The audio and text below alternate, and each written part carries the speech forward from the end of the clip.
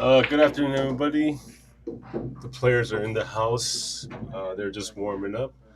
We'll begin the match shortly. We'll have pregame interviews, which Joel will Hey, be what's going on, the people? interviewer. So stay tuned.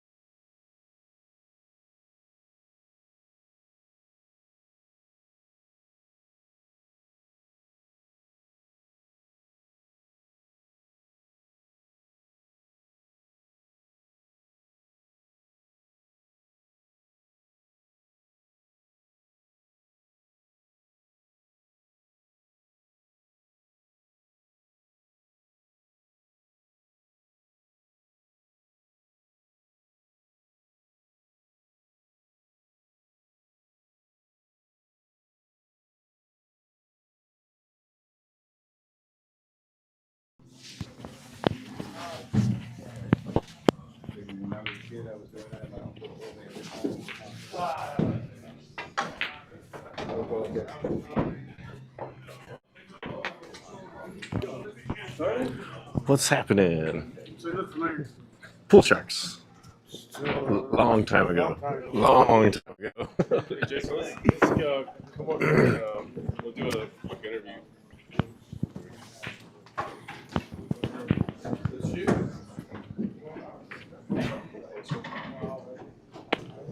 Good. All right. I'm here with Jason Bryan. How you I'm doing? gonna stick this in your face, Jason. You gonna hold it? Yeah, you can hold it. All right. Thanks. So, what Vegas logo? I've been here since '93. 93. All right. Looking to play a match here tonight. Yeah, I like what these guys are doing with streaming it on fight nights or whatever, and I think it's good for pool, and I want to be involved. Nice. Look forward to a good match here. Should be. Took a little time off. Haven't been playing lately. or- Family life and everything. Recently been separated or divorced, and so I started playing again in October. But I hadn't played really in a couple 3 years, but more or less 10. Right. Off and on, but it's been 10 years probably. Right on. Overall. Well, I look forward to a good match, man. Appreciate you coming down. You bet. Cool. Looking forward to it. All right. Cool. Good luck. Thank you. What's your name? Joel. Joel. Yeah.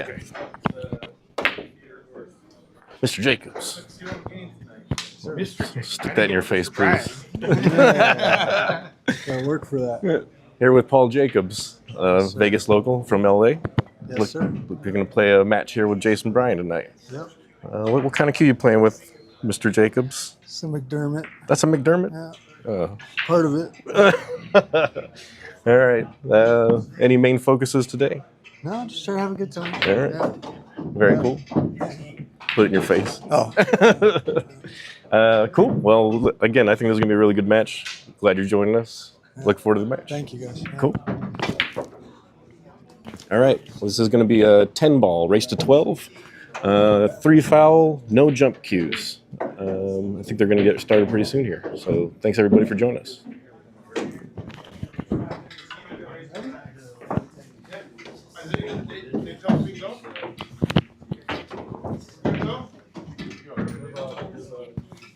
All right, Thompson.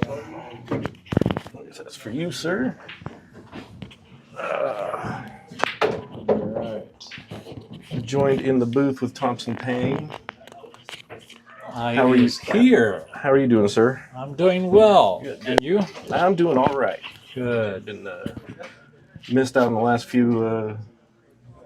Yeah, we missed having you. I missed being here, man. This is a lot of fun. I have a blast doing this. It looks like Paul won the lag here, and we're going to get started. Got a lot of toys that I haven't played with lately. So we've got a break speed monitor here. Yep. And yeah, we're going to try to keep it interesting.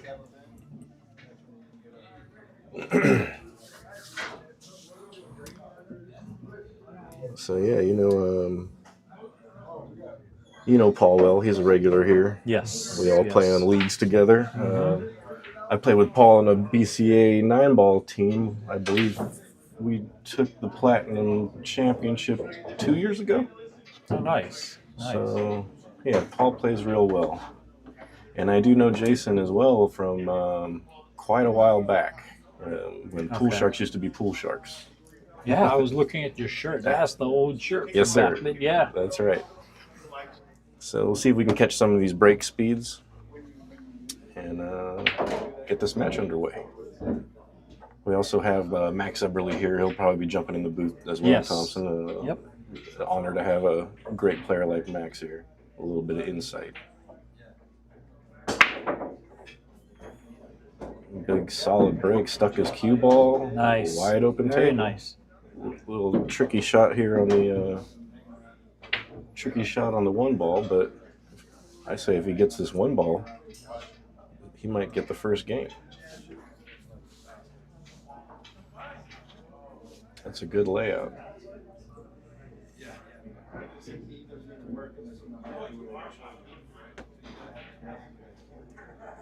Looks like he's going for a safety. Going to be a little conservative out the gate. I'm not mad at that. That's a good choice, good safety.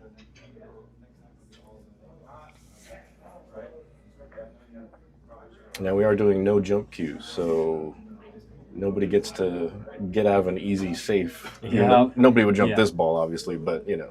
Yeah, I was talking to Paul about that. They both agreed. So Yeah, it's kind of an old school way. I like it. I'm just saying that because I'm not very good with the jump cue. You know, Right.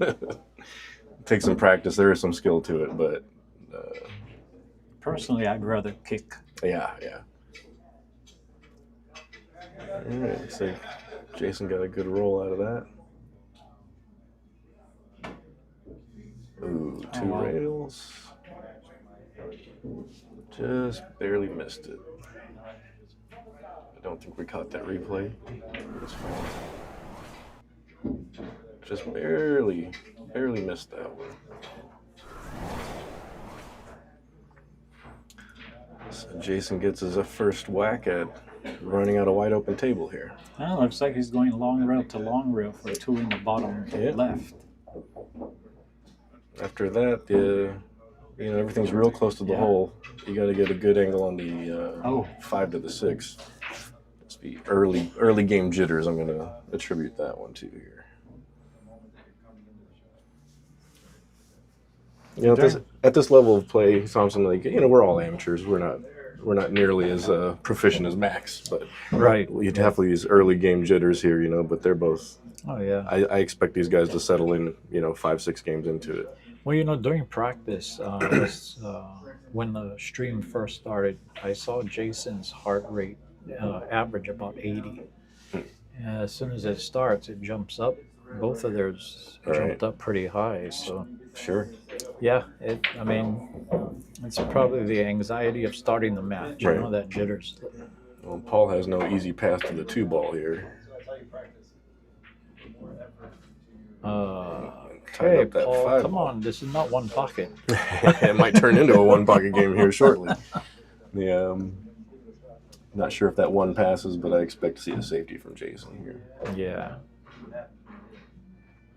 And he's a pretty proficient one pocket player, so.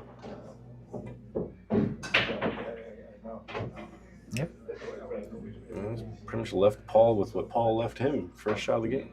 He's going to call the side pocket.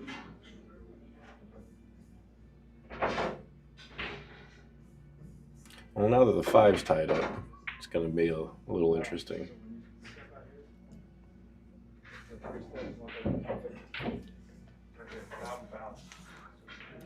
So he should be able to bury him behind the 5-6 here. 5 ball or 1 ball in the middle of the table. No, he's going to.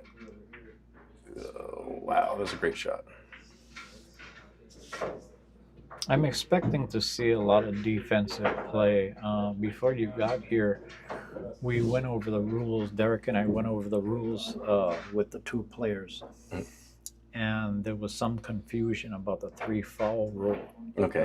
But it was cleared up. It's not 3 consecutive. No, whoa, not 3 consecutive. No, it's 3 fouls per game. Really? Yeah. Well, that's a little different. Traditionally it's 3 consecutive, but 3 exactly. Yeah. So if any of these players foul 3 times in one game, that's right. Really? And they both agreed to that? Yep. Holy cow. Okay, that's interesting. So, and because, so if somebody, let's say, miscues on the break, hits a wing ball, they both agreed that the player would just re-rack and break, which means that it's not considered a foul. Right. Okay. Well, that's still very interesting.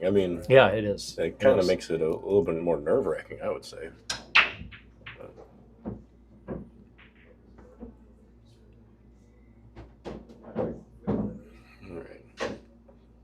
These guys are both cool as a cucumber here. Oh, yeah. And another safety from Jason. So I think Paul can just thin this one and send the cue ball back this way. Mm-hmm. Good shot. So now Jason has to go to the short rail, I believe. And he might be able to see the edge of it. A little mini masse. This is interesting. Yeah, he must be able to see the edge of it.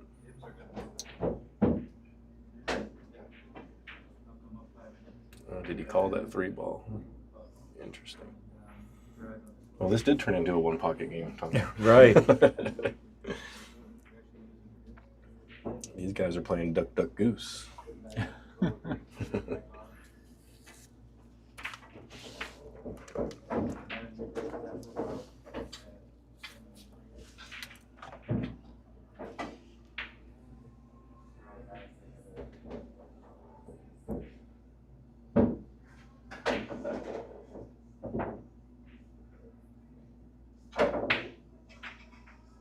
And Paul's first one to swing.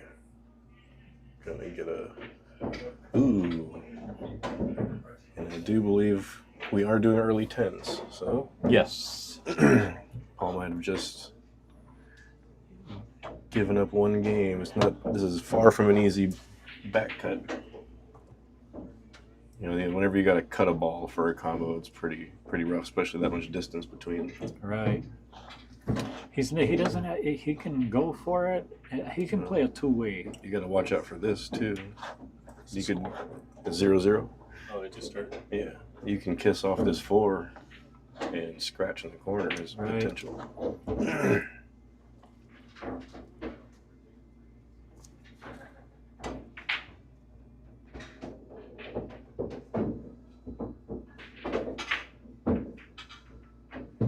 I think he was definitely aware of that scratch and kind of compensated for it, which kind of threw that shot off. I think he's probably just going to squeeze the cue ball behind the 2. Yeah, it looks like the pretty simple route. Put the one on the bottom long rail. Yep. No rail. Oh, he didn't get a rail. No, little touchy shot there. All right, so 6 balls tied up. We've got 1, 2, 3, 4 all down here. Let's see what kind of run out he goes with, because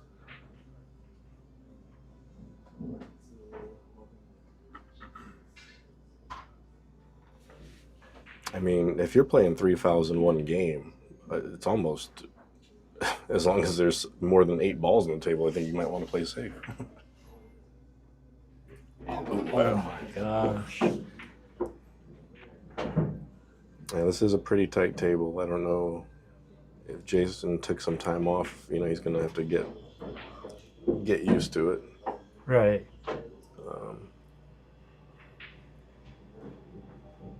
A lot of players, tight pockets make them uncomfortable, but it's just a preference I have. I think it kind of forces you to dial your shots in over time. You know, so even throughout a match, I expect these guys to bobble less, especially on regular shots. Good stroke on that ball. Just want your cue ball off the rail. You don't want to get too straight on that 5. He's got a little angle, but that 6 ball, I'm interested to see. I guess can just roll up on the 10, right? Try to get straight in and roll the cue ball into the 10, I'm guessing. If he had more angle on the 5, he could have come off that top rail and bumped the 10. Mm-hmm. But it's a little shallow. Mm-hmm. Okay. This gets a little touchy here. You got to cut that 6 ball and try to hold your cue ball. As long as, you know, he can cut the 6 behind that 10, keep the cue ball behind the 10, as long as he doesn't roll that 6 up by the side pocket. Yeah. Good shot. Hey guys, sorry, just checking the chat here. Nick says he's waiting for a hat. Amaru, no action, 3-1. And we have Frisbee in the chat. Frisbee, we love you. Always checking in on us. We appreciate everybody tuning in. That's going to be 2. Oh. Paul's going to be on 2. And again, if I understand this right, one more foul, it's a loss. Right. So, but this is a pretty simple run out. Who's waiting for a hat? Is it Nick Gonzalez? And Mr. Nick says, "Wait, where's my hat?" It's in my trunk. If he wants to swing by, he can come on through. It's in his trunk, Nick. If you're man enough to come down here and get it. It is 3 foul per game, 3 foul per game. right? Yeah, per game. That's what they agreed on. That's not 3 consecutive? Well, I mean, if you jump into another game, the game is over, right? Yeah. So is So that it what you're reset. asking? Yeah. Yeah. You don't have to foul 3 times in a row, just No, 3 no, times no. in the game Just at all. in the game. Yeah. That's That's interesting. why Joel said it's. Oh, that's interesting. That's interesting. Strange question. Well, that's an interesting way to play 3 foul. Oh, that's true. Kind of keeps you on your toes. Oh yeah.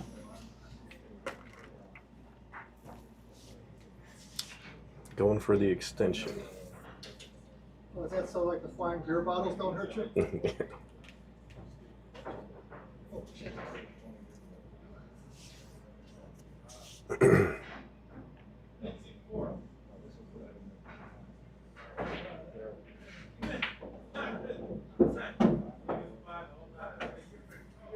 So Jason definitely has some very sound fundamentals. A lot of experience playing cash games. When you got to just buckle down and make a shot. Right. I know he's got that. Got a real sound way of cinching balls in. And it looks like Jason's going to take our first game, barring any commentator's curse. Yep. Very Is nice. going to be 1-0.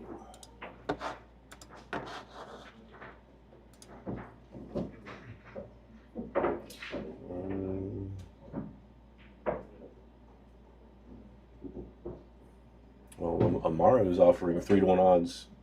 Is that to anybody, Amaro?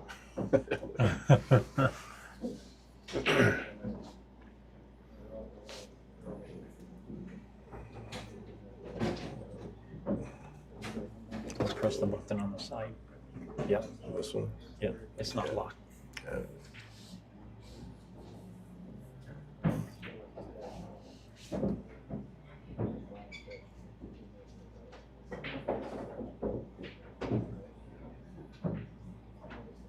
All right, guys, here we go. Rack number 2, Jason to break.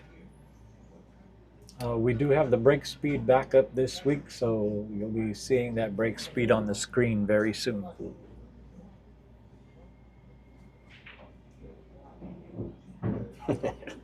Frisbee looking for action.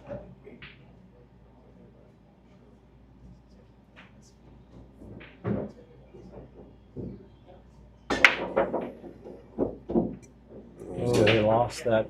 That was a solid break, but he lost the cue ball in the side It pocket. got kicked in, I'm guessing? I didn't Oh, it see hopped right in. Oh, wow. So now here again, I'm sorry to keep repeating myself, but you're playing 3 foul throughout the whole game. I think I would just go for 3 fouls here. If anybody's scratching the break, I'd be trying to play a 3 foul immediately.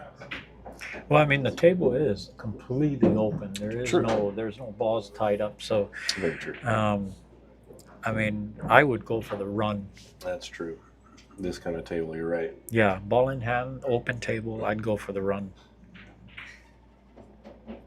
A little flat on this 3 ball. Gonna have to stroke this one pretty good.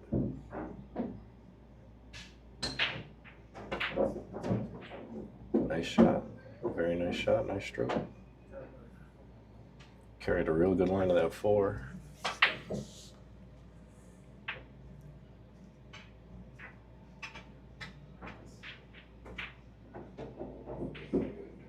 Good speed.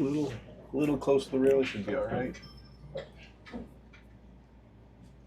Now, do you go 2 rails, or you draw your cue ball out here, Thompson? I would draw. Yeah, Yep. good call. Paul agrees with you.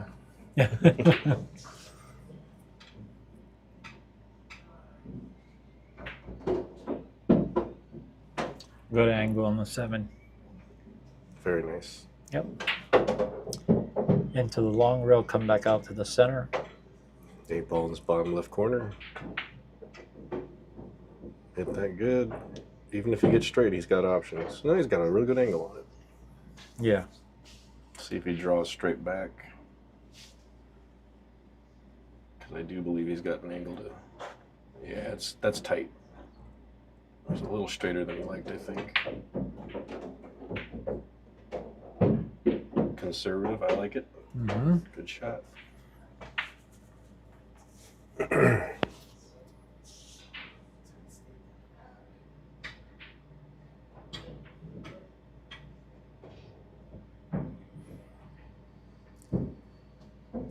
Always a good idea. Yep. If there's any misfire in your, Yep. Always thoughts, stand up. get up, readdress it. Yep. This one, he could just stop cue. It'd be perfect. Yep. And you bobbled it. Except, oh, That's gonna sting a little bit. Just trying to hit it with a little authority, build up your confidence.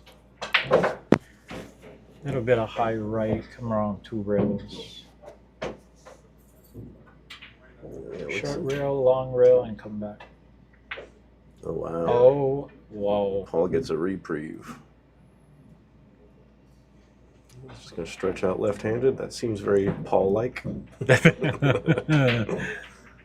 I mean, it's a fairly simple shot, but Yeah. you risk doing that, and now you just have to buckle down and make this 10 ball.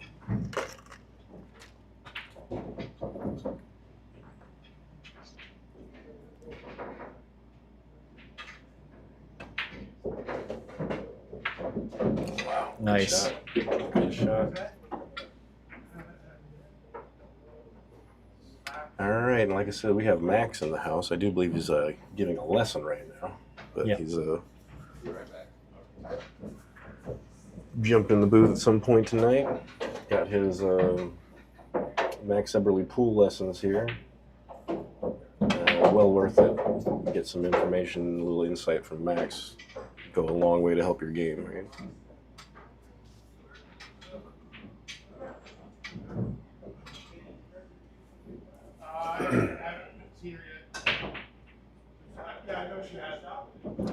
I should change the score, I think. It is 1-1. Paul breaking.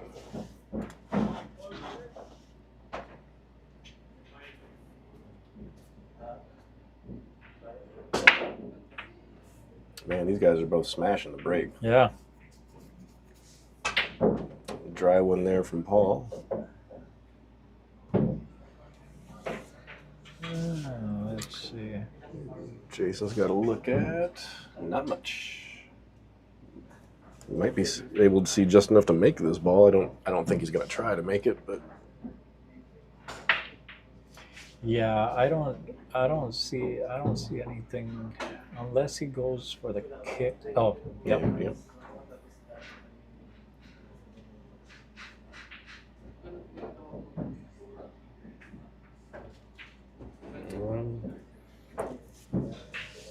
Gonna give Paul another opportunity. This rack's a little bit messier. 1 to the 2 looks fun. Maybe you try to move this 7 ball a little bit right now, but the 6-7 combination is not too bad.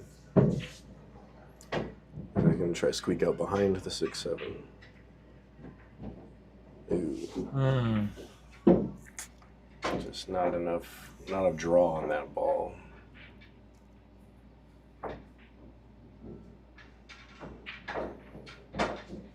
So where are we kicking?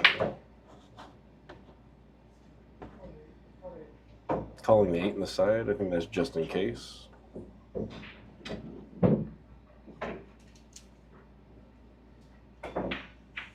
Hey, he kind of went for that one, didn't he? Yeah, Good grief. he sure did. All right. Jason's option. I'm sure he's going to swing at this. Was he maybe stick the cue ball to the 6 ball? Yep. Ew, a little too much speed on the 3.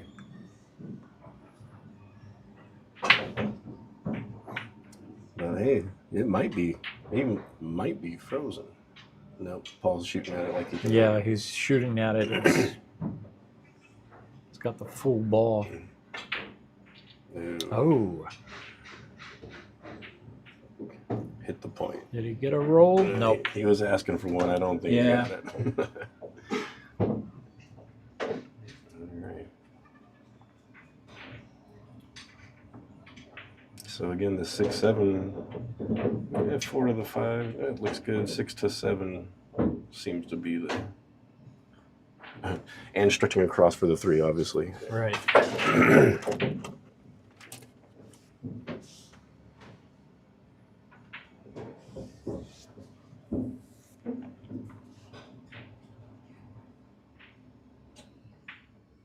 Yeah, that's pretty tight. I mean, I'm pretty sure he's got it, but from here that looks a little tight. Oh, he's queuing pretty level, so Yeah. yeah. No. Didn't think he wanted to come into the rail like that, but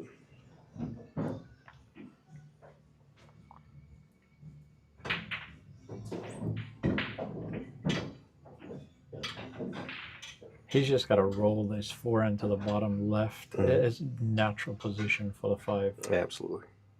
We could hit with a little pace and shoot the 5 in the bottom right corner. Yep.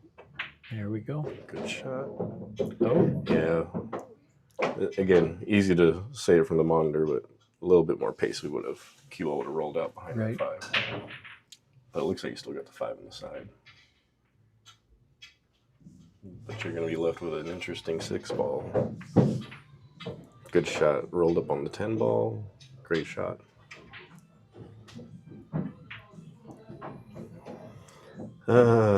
Everybody's favorite, the one rail kick. right. I mean, you can shoot a different way. It's calling the corner. Paul sees the 3-railer. It's a fairly natural 3-railer, isn't it? I mean, that 6 ball looks like it's in the way. You can't hit here. So you're going to have to hit here. And I'm not sure where that tracks. It depends on how hard and how much spin he puts on this ball. Good Wow. try. Good try. Yeah, that was a rough. That 6 ball was in the way of that line for the natural line. But we still have 6 to the 7. But with ball in hand, you should be able to solve this. Right. Yeah. This is fairly open. It's just drawn straight back. That's confidence in your stroke there. That's good control. A little too far, but nothing wrong with this shot. Mm-hmm.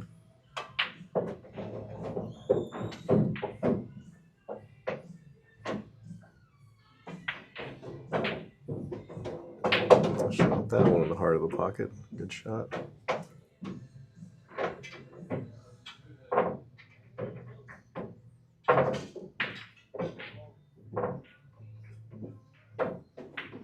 Ooh. And Wow. that's that. When you take a break, I think those are those shots right there that you're trying to smooth it in. I mean, you got perfect shape, but it just barely missed that 7 ball.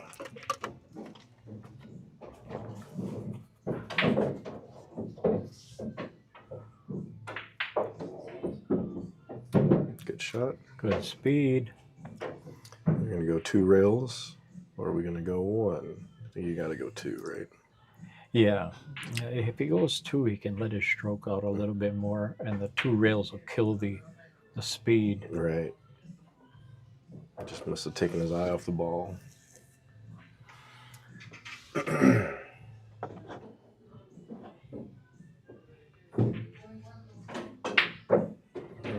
These 2 guys are competing for lowest heart rate of all players that have ever been on their match. Yeah. I mean, during practice, I think I saw Jason go down to 60. Yeah. I didn't know it was possible. I thought it might be. Oh, no. Oh, sorry. That hit that great. Looked like the cue ball was tracking to the corner. Great shot. Oh, I know. Odds on the match. Got it. Very nice. Good speed.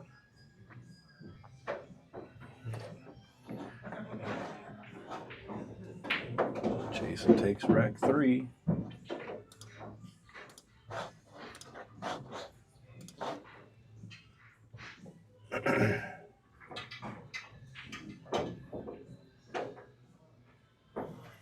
Again, say thanks to our sponsors here. We got Tony's Q Repair here on Thursdays and Saturdays.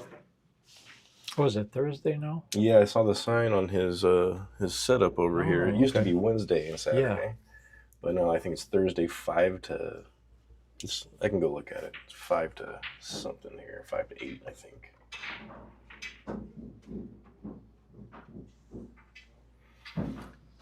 Yeah, Thursday's 5 to 8 p.m. Saturday's 10 a.m. to 6 p.m. So short little window on Thursday, but he's here on Saturdays.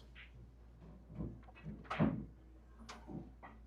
right. Well, we know who Frisbee's rooting for. Yeah. So these guys are both breaking really well. I mean, other than Jason sending the cue ball into the side pocket last rack. Oh, that magic rack didn't do anybody any favors. Oh, and I missed the Drake speed. Sorry, guys. That 19 might be correct. Sounds about right. Yeah.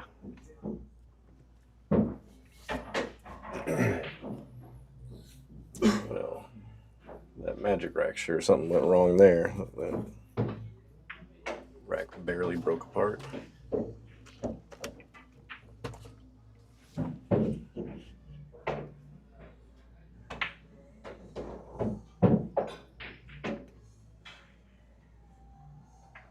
I mean, can you see the edge of that one ball? It's tough. I don't think he can. Can he see the edge of the one? No, I doubt it. He's pushing. He's pushing. All right. Relieve a little bit of clutter.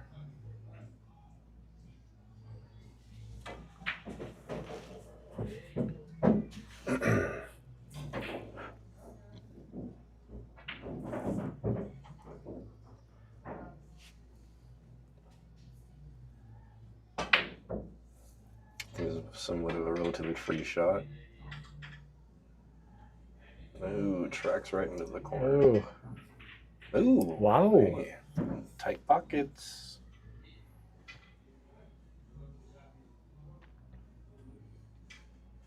Same thing, kind of a free shot here. Oh, he's calling his corner pocket where the cue ball is at. I'm not mad at it. Yeah, that's a pretty good call here.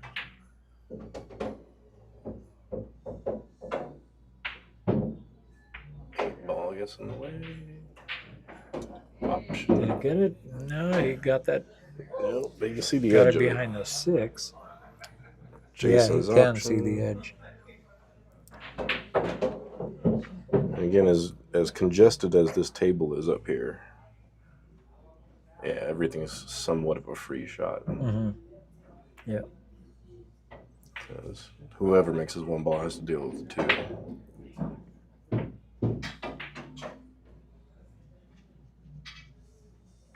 Uh-oh. Unfortunate roll there. So that's 1 foul from Jason.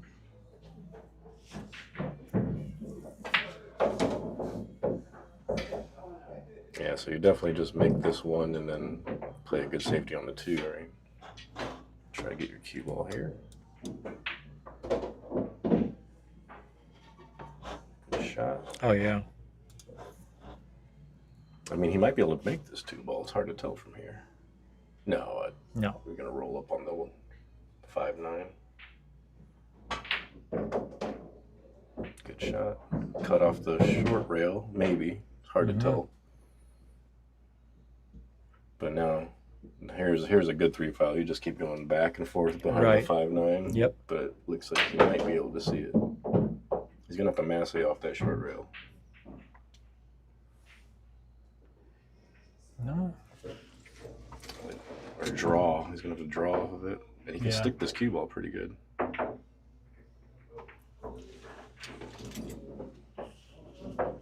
right. Good kick. Unfortunate rollout.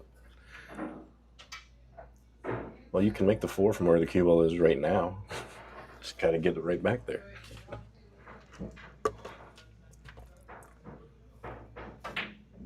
So we're going 2 rails around the world. Yeah, he's gonna have to let this cue ball run.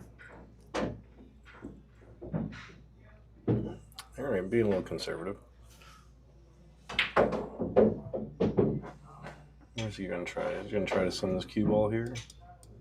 Behind the 8. Yep. Ideally right here, right? Even better. Oh. Into the pocket. I think on that safety, I probably would have counted off the 7 rather than going straight towards that corner pocket to go behind the 8. I'd rather play the cue ball off the side of the 7 and slide it behind the 8, because then my cue ball is going towards a short rail instead of the pocket. Right, right. You know. I think he just hit a little too much 4 ball. Because the cue ball, yeah, never ran into the rail. Mm-hmm. That's that one pocket experience. Oh, Good beautiful little ticky. breakout. Good little ticky.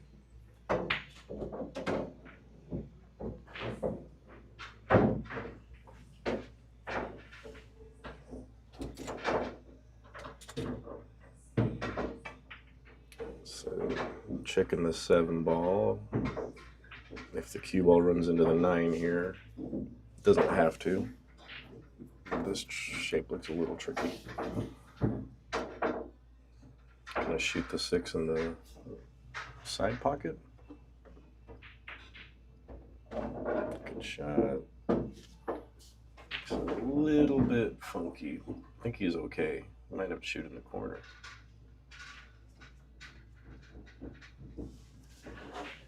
It looks like this cue ball kind of tracks this way if you shoot it in the side. Unless he's going up and down the table. Crossing that zone, though, it's for the 7. He's got to be a good speed. Oh, what a shot. He had a good angle on it. Good stroke on it. Okay. This one's frozen to the rail. I mean, honestly, if I'm struggling pocketing balls, I'm gonna hit this one fairly firm. Yeah. Good shot. I was gonna say, yeah, even if you roll out to here, it's fine. Instead of trying to baby that in, Right. You know, barely roll off. He would have been fine bumping the 10 a little bit as well. Yeah, but I think the way he's been bobbling balls, he's got to stick with stuff that you know that 7 ball is gonna go in. Right. You know. So this looks a little, I think you gotta roll this in. This is definitely 1 pocket territory. Looks like you might be stroking it. Okay, he went for it. Oh. Not sure if he was trying to run into it or go all the way around the world. I think he was trying to run into it. I think, yeah. Way too late for that replay, but we'll try. Yeah, way too late for that replay. Because he barely missed it if he was trying to run into it. Well, running into it at that speed, you're losing both balls. True. You know, so I think he was trying to go around the table to play a recovery shot, come right back around the table. Yeah, because slow rolling that 8 was not, you know, it's never fun to slow roll a ball that far away. Yeah. Might give Paul a gift here. Let's see if he accepts it. He sure does. We're going to have a tie game. Paul takes number 4.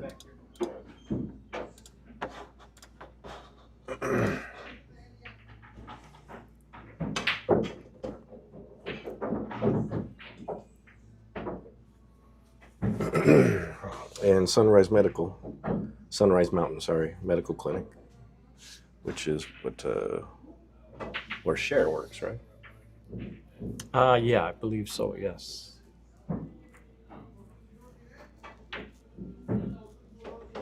We got some regulars in the back there.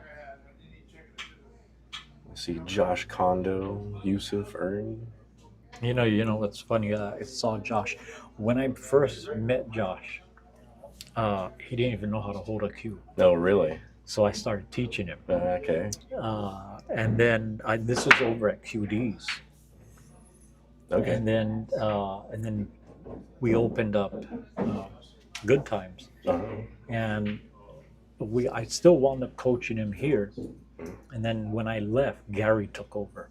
Okay. So he was taught by me and Gary. All right. From day one. I mean, literally, he did not know how to hold a cue. Oh man, well he's a great student then. He's got good teachers and a great student. He is. I saw a post on his Facebook, and my response to that was proud teacher moment. Nice.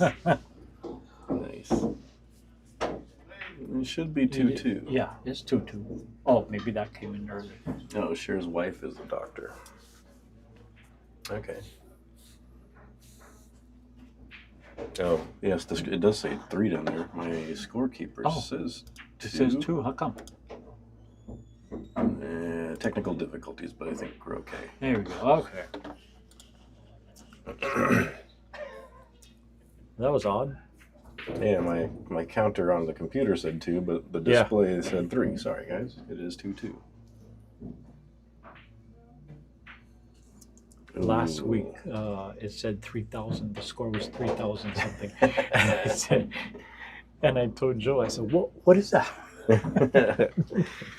Yeah, it can get away from you. Just click it once and forget about it. Next thing you look over is some weird number. I've seen symbols in that box. I was like, I don't know what this means.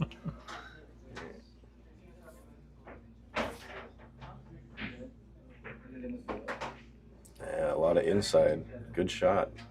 Good shot. I think call the 10 on the side as a just in case. And try to kick and stick. Hit that 2 ball really far. Real, yeah. And try to keep the cue ball by the 5 and send the 2 ball away.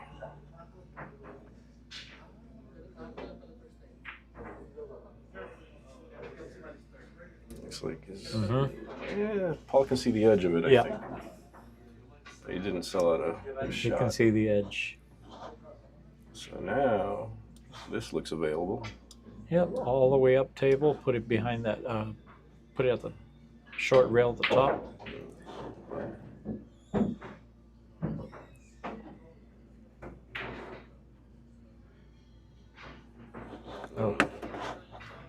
He got away with it. Yeah, got away with it. Behind that 7 ball.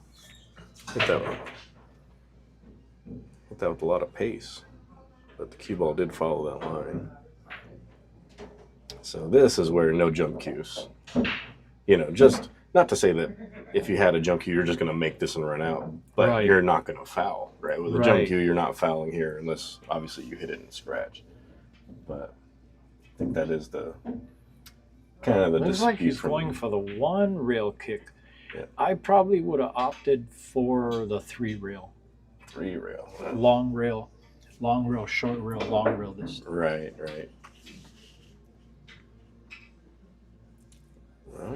Well, see, even that 1 rail kick, hitting it with that much speed, you lose both balls. There is a possibility of you knocking another ball and tying up other balls. Oh, sure. Right now you have an open table, so that's why that 1 rail kick, hitting it that hard, I'd shy away from that. Right. I don't think he's in a tough spot. Like you said, if without that 3 rail, looking at that, he's got to commit to a shot. Slow down, ball. Looked like it might be okay. Simon Cam says it's really close. Oh, yeah, that's really close. He may have to curve it. Yeah, he's going to have to curve it a little. Say it a little bit. Or just spin it in. No, only Paul can see the angle. Well, he was jacking up a little bit. Yeah, he's going to spin it in. Looks like it. They'll play safe. Oh, that 5 ball stopped him. Play safe, play safe.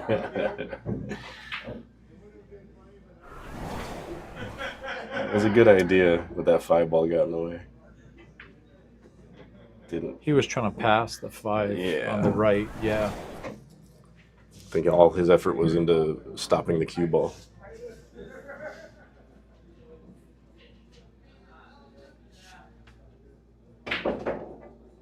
Oh boy, he's trying to get his stroke out. He's trying to open it up. We'll point to the table there where he wanted it. But it's a good thing if you're a, one pocket safety player. You always have shots available to you. Right. I like to create a lot of distance. He might be banking this. Looks like. I think he's just banking this. Yeah. Good speed. Oh boy. Well, unfortunate roll there.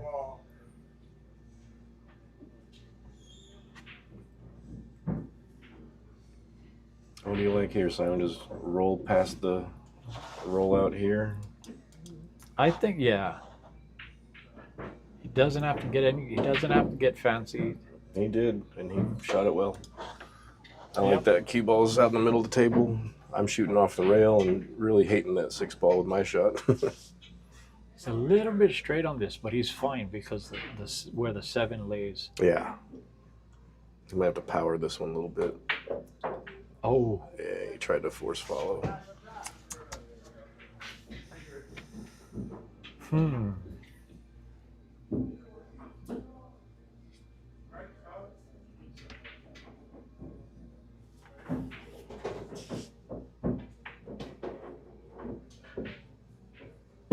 Nice. All right.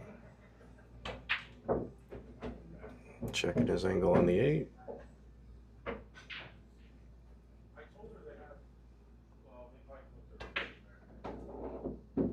Came up a little short on that one. Yeah, it was a little bit short. He's still okay, but now you got to stroke this one, right? Force follow. Yeah, you got to follow into that long rail and And come back out to the center. And spin it. Always throws the shot off. Good shot. Good speed. He shot that well, yeah. Very good. Gave himself an angle to go out to the long rail, left long rail, and come back out to the center. Just slide out an inch. Oh. Nice. Very nice. All right. No, these are. We might see Hill if it keeps going this way, Simon. Right. Thompson. I called you Simon. I'm looking at the Simon Oh. cam here. I don't know what's going on, bro. Sorry. Reading the screen. All right. Jason takes game 5. It's okay. Ray kept calling me Thomas. Yes. And Frisbee, and Frisbee said it's Thompson. I was watching that one. Yeah.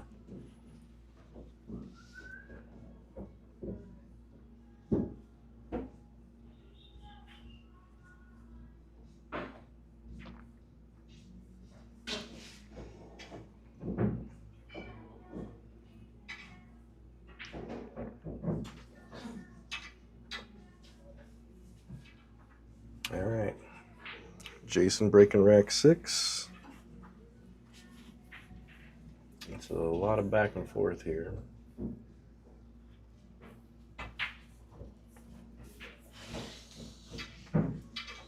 Let's see what we got on this break speed.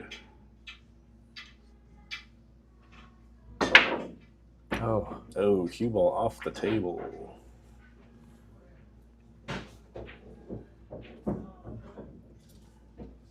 All right.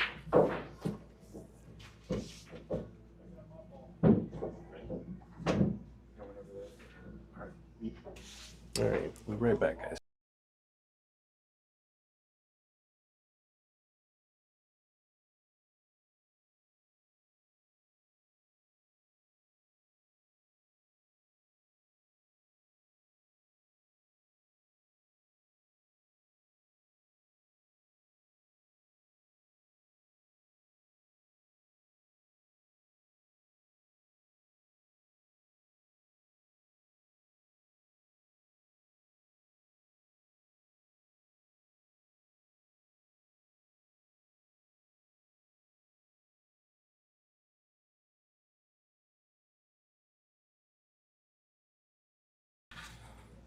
All right, guys, we're back.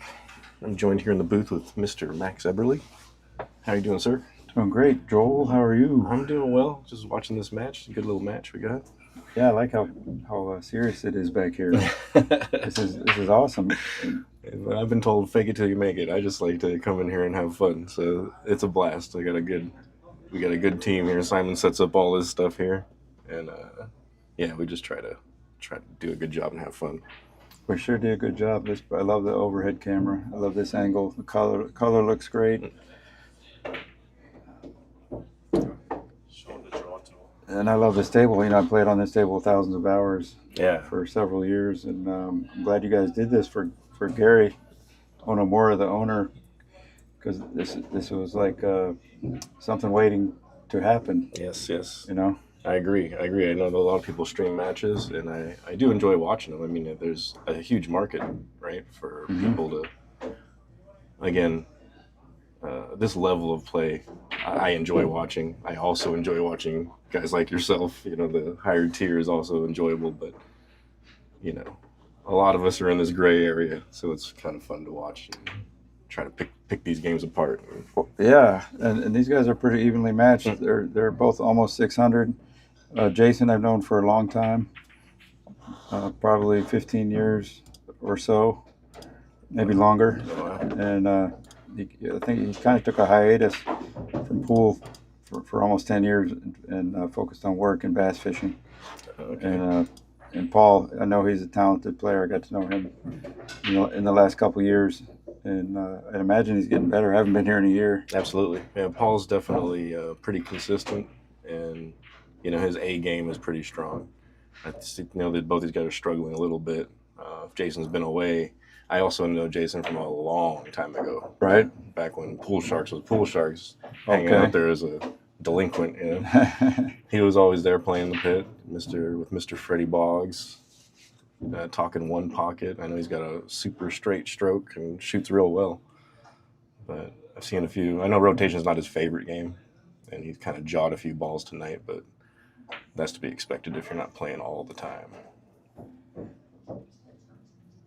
Yeah, I imagine they'll get a little more comfortable here as the games go by. Right. Freddie Boggs, I was just talking one pocket with him 2 days ago. Nice. Yeah, he's a great friend and great player. He's a Hall of Fame level player, in my opinion, and he just was always a working guy, but he still always played pool. But with one pocket knowledge and ability, Freddie is. And for the people who know, they know he's a legend. Yeah. Yeah. Yeah, you hit it on the head. I mean, when you work if he works and still plays pool at his level, that's impressive. He plays pretty good, pretty damn good. He sure does, and he knows some crazy shots. Super creative, amazing stroke. His brother's a great player too. I don't know if you ever met Scotty Boggs. Yes, absolutely. Oh, good. Yeah.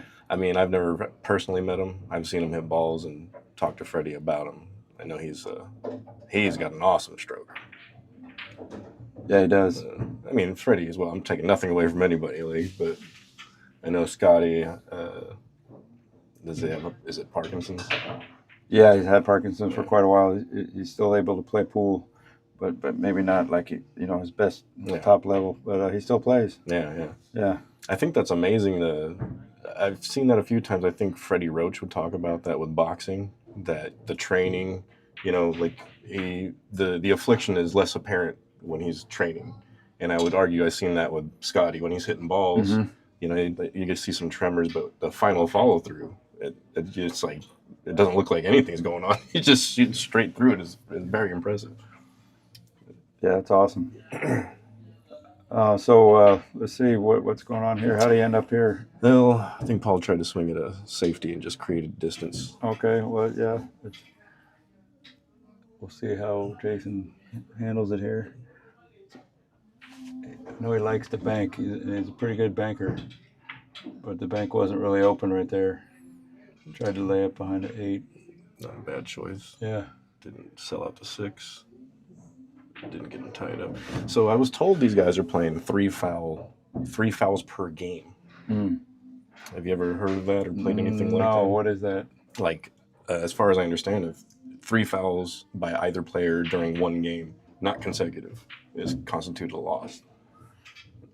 That's what I was told. I don't know if I misunderstood what was told. Wow.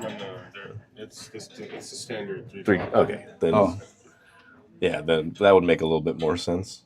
it sounded kind of cool though. Yeah, it's The question that he had was, does a three foul have to happen consecutively? And we said no. If you take a shot, create a safety, he fouls, and you take another shot, a couple of shots, and another foul happens.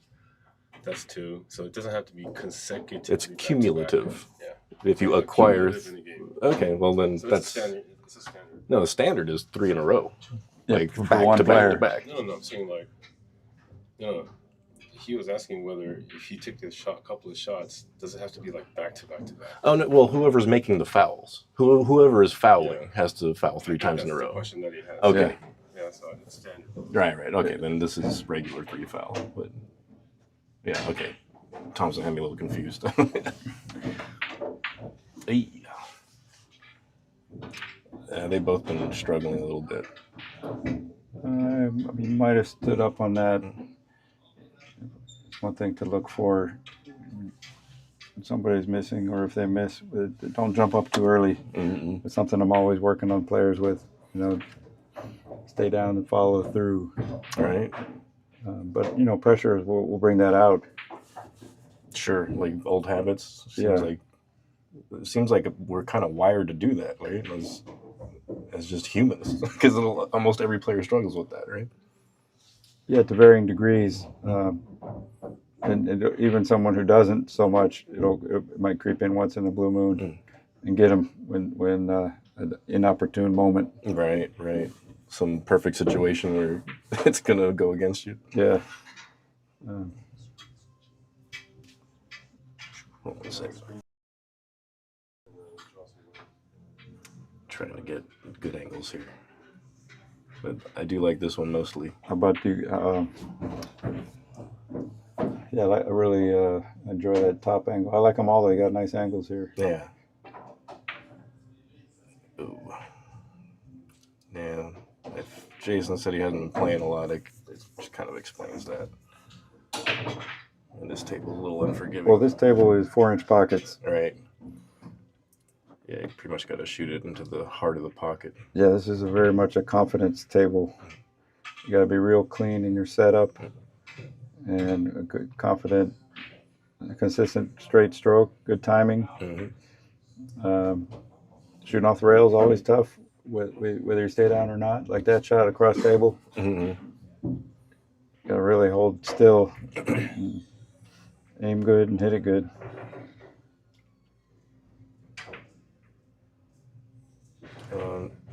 Paul's gonna cost himself games with these type of outs when balls are close together. Jason's I think he's ran out anything where the balls are close together. Jason has a little bit of an old school stand-up style, doesn't he? At least right now. He doesn't. He's not a chin scraper. Right. Yeah, that's me. There's a lot of chin scrapers on. Jack White, the college exhibition player, entertainer.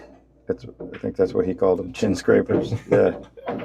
It just feels right to me. I mean, it feels like you're looking down the barrel of a gun, right? Like, that's how I imagine it anyway. Well, yeah, as long as you can get off a good stroke and not turn it. Mm-hmm. Sometimes on the draw, because you're keeping your hand a little higher, you might need a little room because you're shooting down on the ball. It might help to get your chin an inch or two higher than normal. All right. Yeah, and it's more of a new school, you could say, like a lot of the old school players. Jack White was like a stand-up player, Minnesota Fats. Is there any type of advantage that gives you? Well, as the saying goes, yeah, you can see the angles better. You see more of the angle. Hold on one second.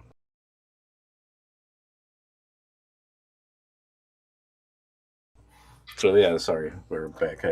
We do have your poster here, Max. You're giving some lessons. Yeah, I've been giving lessons every day here in Vegas. I'm available to help players with really, everybody needs help on fundamentals, it seems. That's kind of like my specialty. Nice. But also aiming and stroke, cue ball control, mental game, everything really. But it always starts with me taking a look at what you're doing, picking out what needs to be worked on and fixed Okay.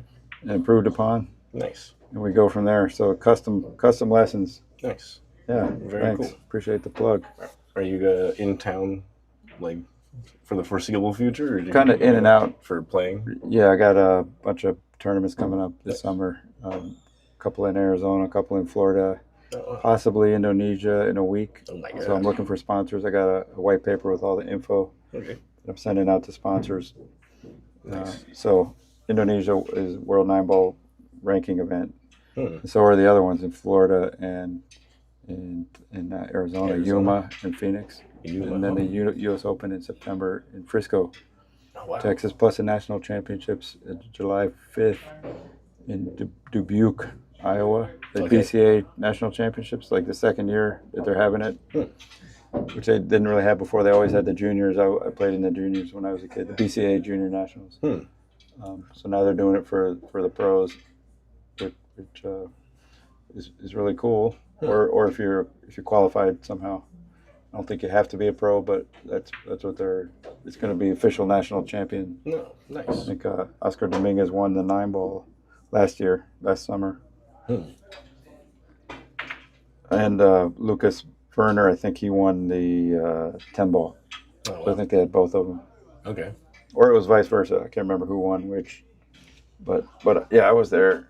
I didn't place as high as I want, but it was a really nice tournament. And the juniors are also playing at the same time, the junior nationals. Nice. Yeah, it's a great event.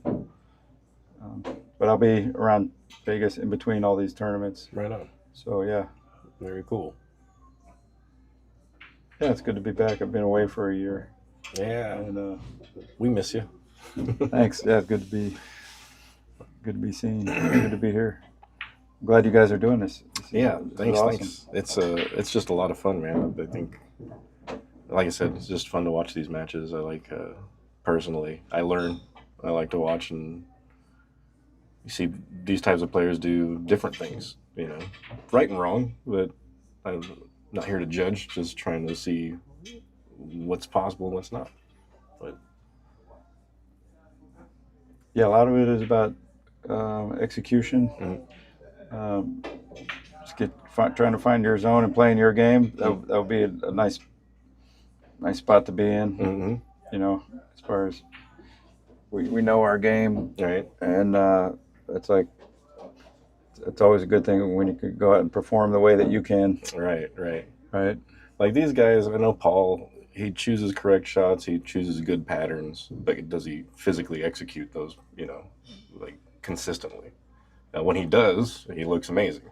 And I think that's true to be said for anybody in the skill range. Like when they're on and making all the balls, they're generally choosing good patterns, generally getting out. Mhm.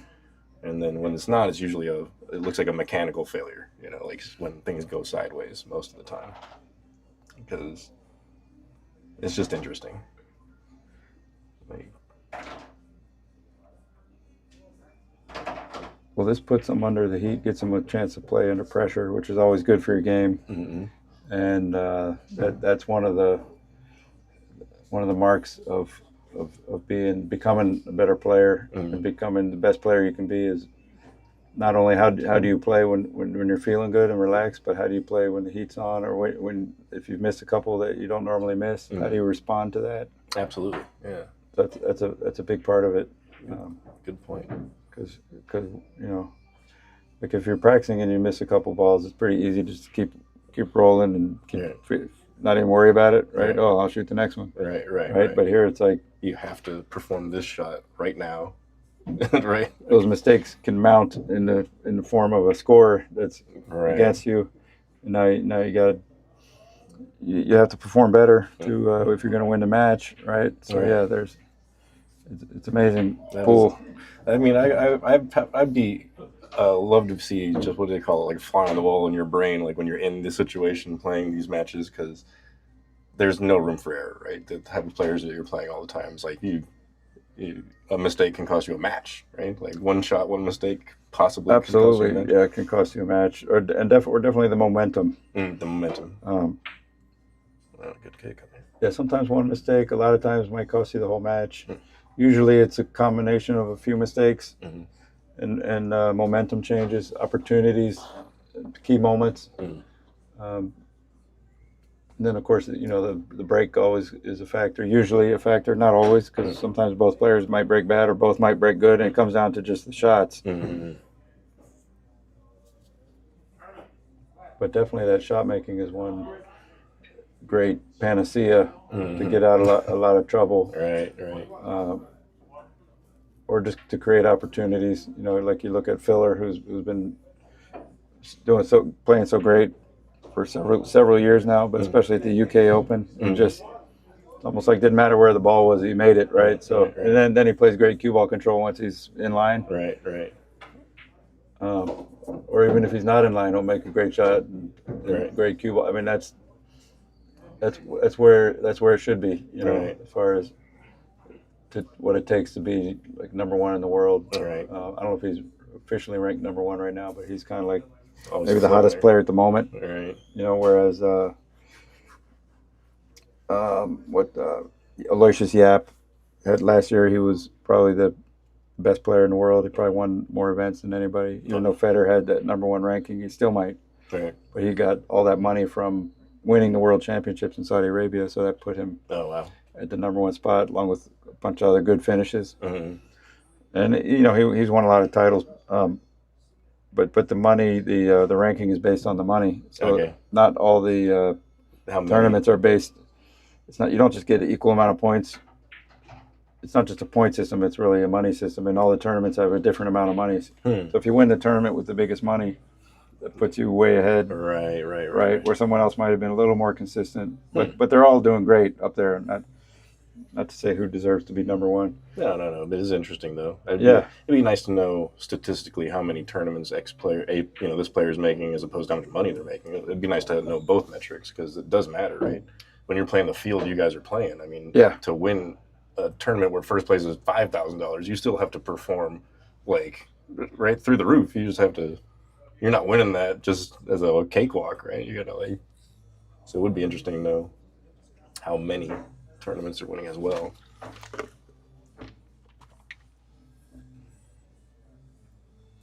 So what's he got here? Oh, there's a little safety. Little Finn hit the 9. Looks like a bathroom break. Well, let's see. Paul, I'll take a little restroom break. I guess, like you said, I was about to call him Josh. Sorry. Jason is a fisherman as well, an angler, which I hear you've been doing a lot of lately. What's that? Like knee deep in the bass fishing. Yeah. How you liking that, Max? Very nice setup. Yeah. Pretty cool. Guys, What's the side of the? What's the thing on the right? This is the live chat. Oh, it's the far right. Oh, scores. Is that the YouTube chat or? Yeah, YouTube chat, scoreboard. What's the heart rate look like? Well, that doesn't seem right at all. I don't think you should be alive right now with that. Wow. We got to get an ambulance here. I'm not sure why that's up that high. Is that you? I guess, yeah. Is Max making nervous? Can you feel that? No, that's not that high. No, it's definitely not that high. Yeah. And where's that coming from? My calf.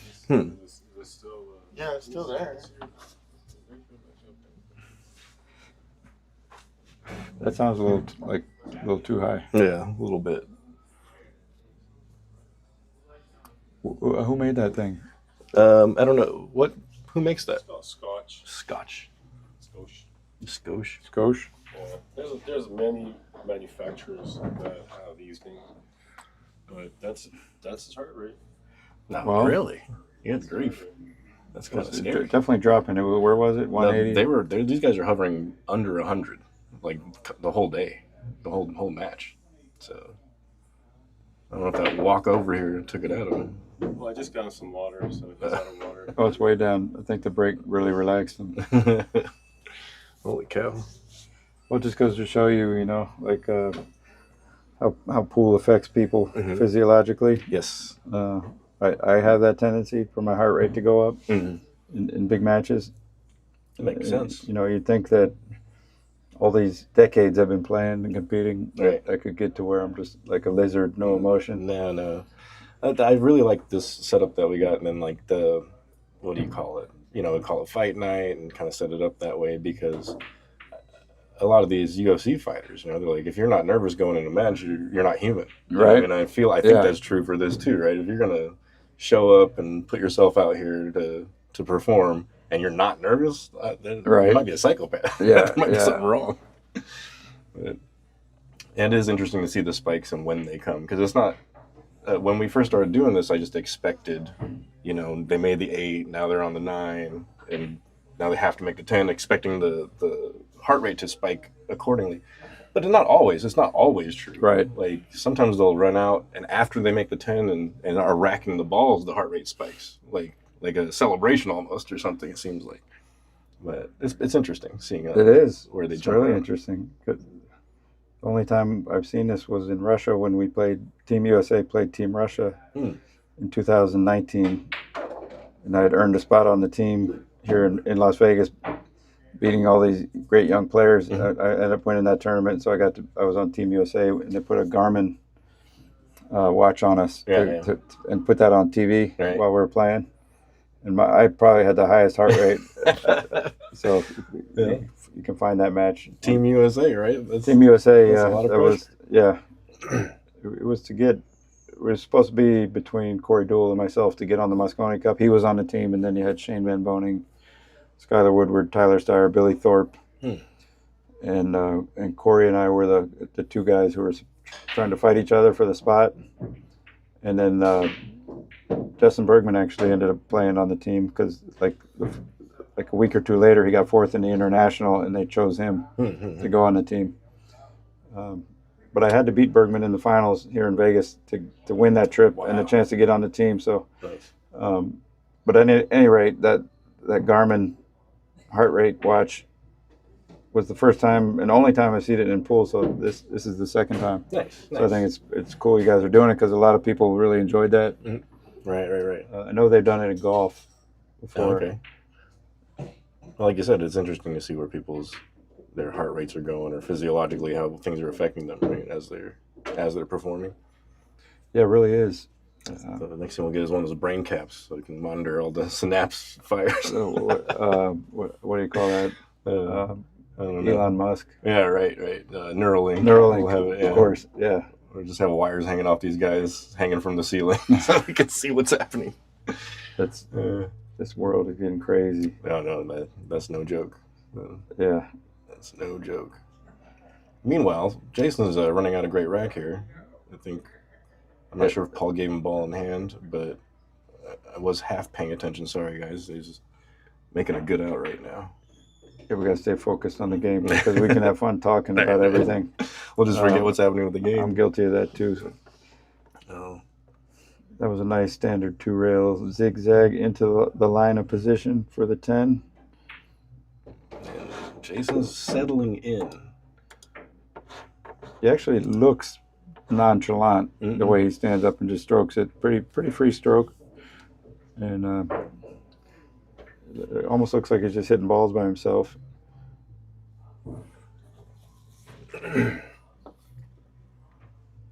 Tony's cue repair. Yeah, you know Tony Silvas, right? Yeah, he's here. He's got his booth set up right where our booth is set up. We have to move it for fight night, but he's here Thursdays and Saturdays for all your tips and ferrules and little cue repairs. How long has he been doing that? He's set this thing up about, 2 months ago? Really? 4 months ago? Good for him. Yeah. Yeah, I didn't know he did that. He always worked out of his house, but Really? he wanted to set up here, so people could. I mean, the guy's busy. He's always got people coming out. That's great. It is good. All right, let's see if we can squat the rock. I think he shot it off the table last time, and he's trying to destroy it.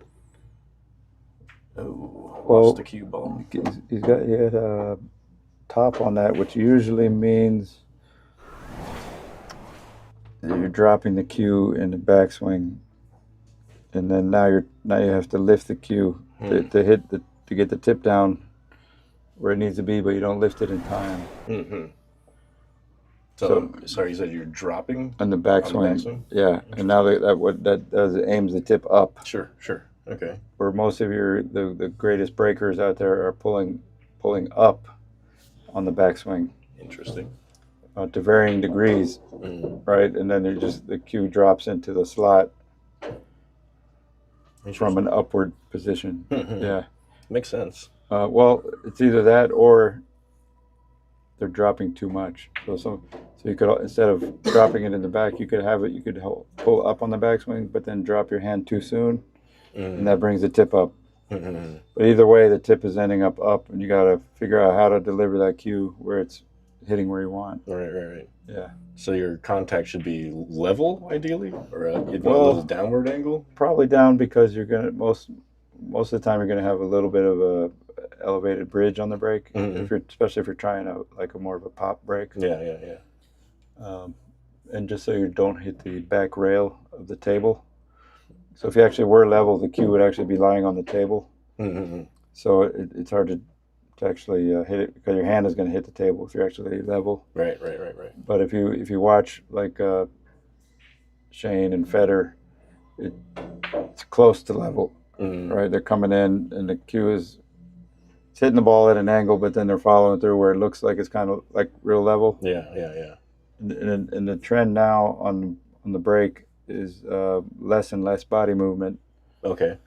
So, and these guys are hitting it great. Yeah. And I've been doing that too. I've been to really minimize my body movement, and it really helps.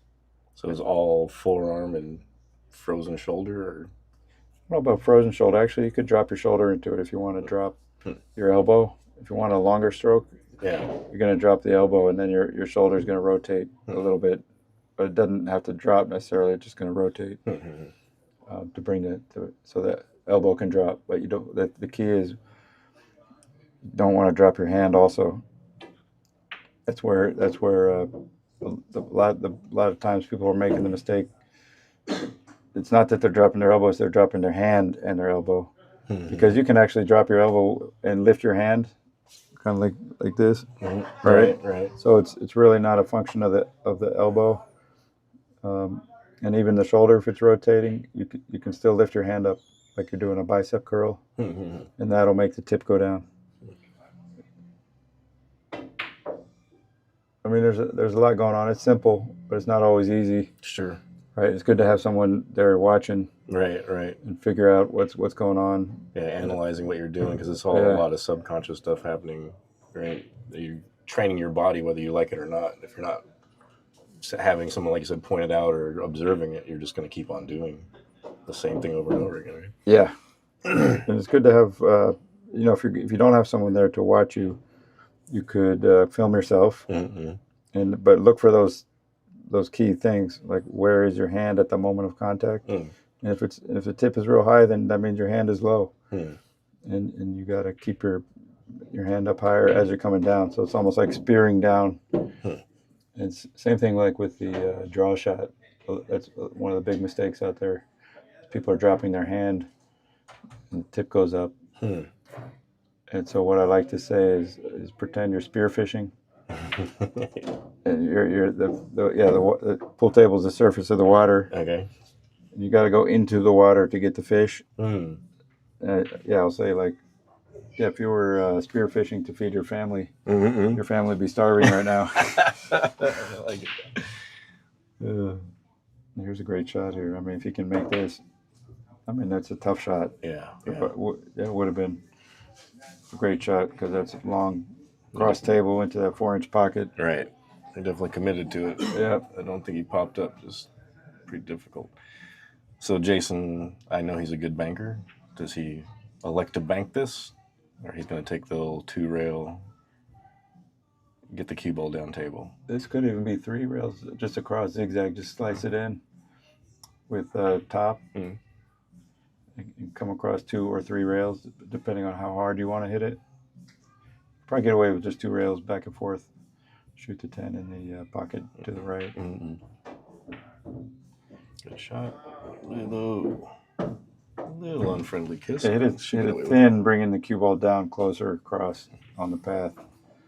But it's better to hit that thin than too thick. Right. He overcut it by a hair. Yeah. Just barely overcut it. And he might have benefited from like 1/32 of right-hand English just to keep that line from hitting the 10. Jason's trying to create a big gap, and he's successful right now. It is 6-2. Race to 12. If we can pull up that telestrator sometime in the next rack, I want to draw a picture. Absolutely. On that. Absolutely. Oh yeah, please do. Like that's always we hit the top. How do you It's just with the mouse. Okay. Yeah, nice. so we can, you just have to draw one line at a time and you erase it here. So yeah, please do. Feel free at any time to Cool. put some lines on this table. Are we being spied on here? Are we on camera? No. Okay, good. Only when Derek likes to pop around the corner and take pictures. Right. Yeah, sometimes they have the commentators on their own little box on the corner of the Right. thing. So Let's see. I'd have to fix my hair.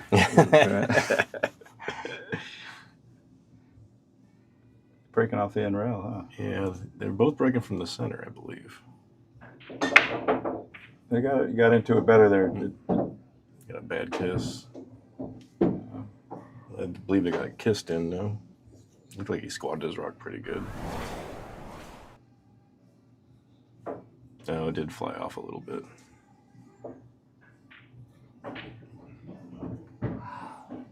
Okay.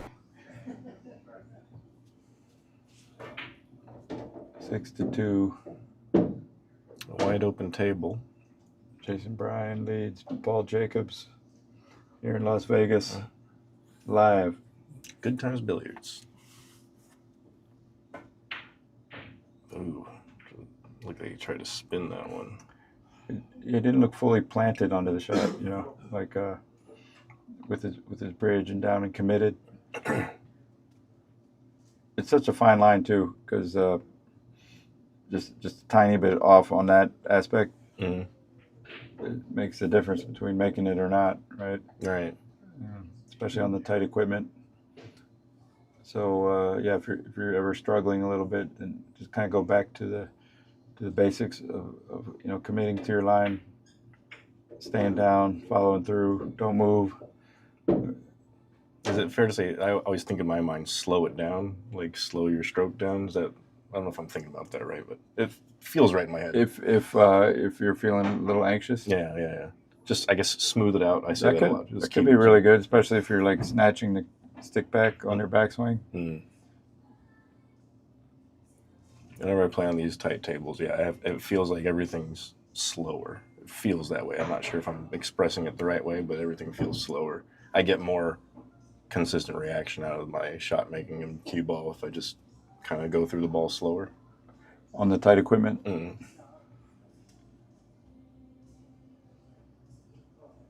I'm sure that's probably my mechanics. And you keep your head down a little better too when you're doing that. But not that you're a jump up kind of guy. But yeah, that makes sense. You're slow and smooth. Smooth, more so smooth. But usually that includes slowing it down for me. It means slowing things down a lot. All right. Well, you get to playing quick too, don't you? I think a little bit. Yeah. I definitely just jump shot to shot. Yeah. Okay. Yeah, maybe it makes sense. Yeah. So slowing things down is definitely part of it.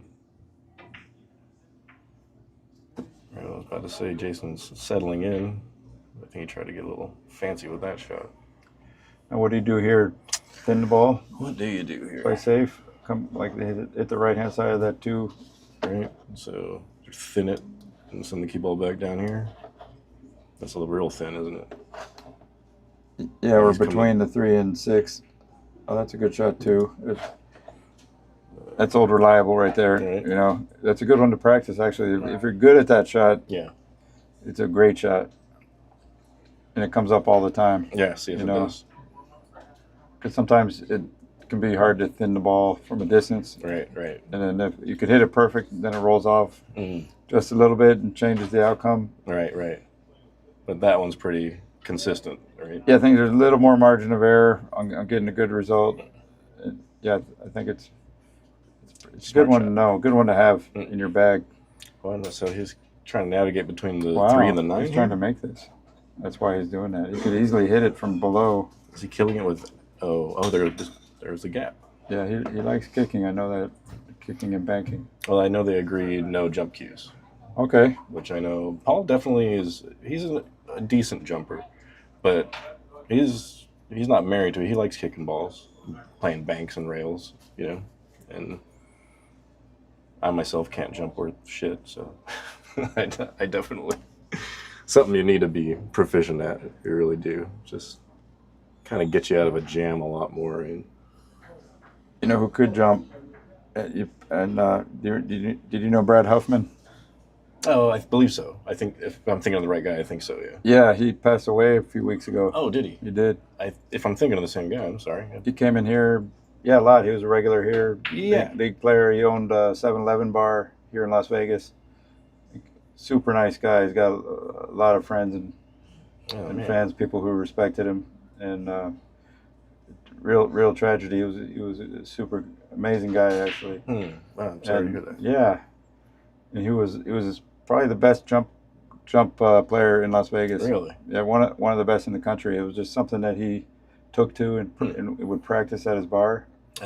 He gave me quite a few pointers on it, actually. And like he could hit anything from any distance and make them. Wow. And he was a great banker. We played on this table before, actually. He was showing me how to make a 3-railer in the side, like his system for it, and I use it to this day. Really? I make a lot of them. Yeah. Oh, nice. Yeah, I'll show it to you. Right on. I could even draw it out here. You got a mouse right here for the fans. Yeah. It looks like Paul's trying to 2-rail this just for a good hit. Yeah, not bad. Nice try. Good hit. Well, this is a little tester, cutting this 2-ball up table. And just float across easy for the 2 rails. Hey, Simon, if you got Derek available, we have a technical issue. Excuse me, Matt. 1 second. Phone's beeping over here, guys. I don't know what the hell this is.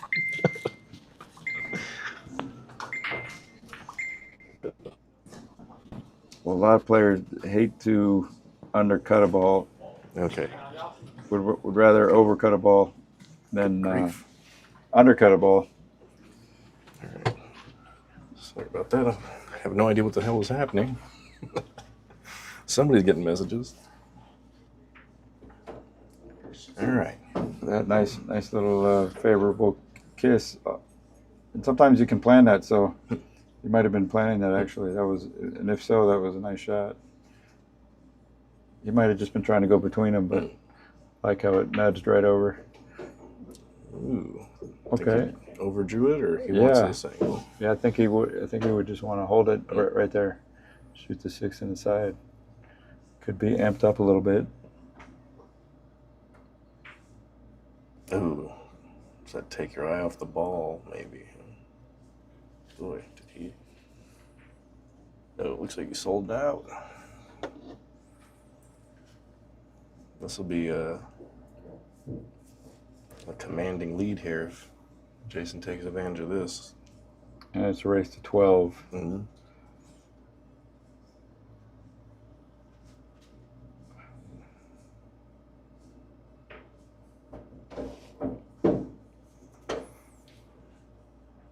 So where do you like your cue ball for this? You like to... Well, let's see.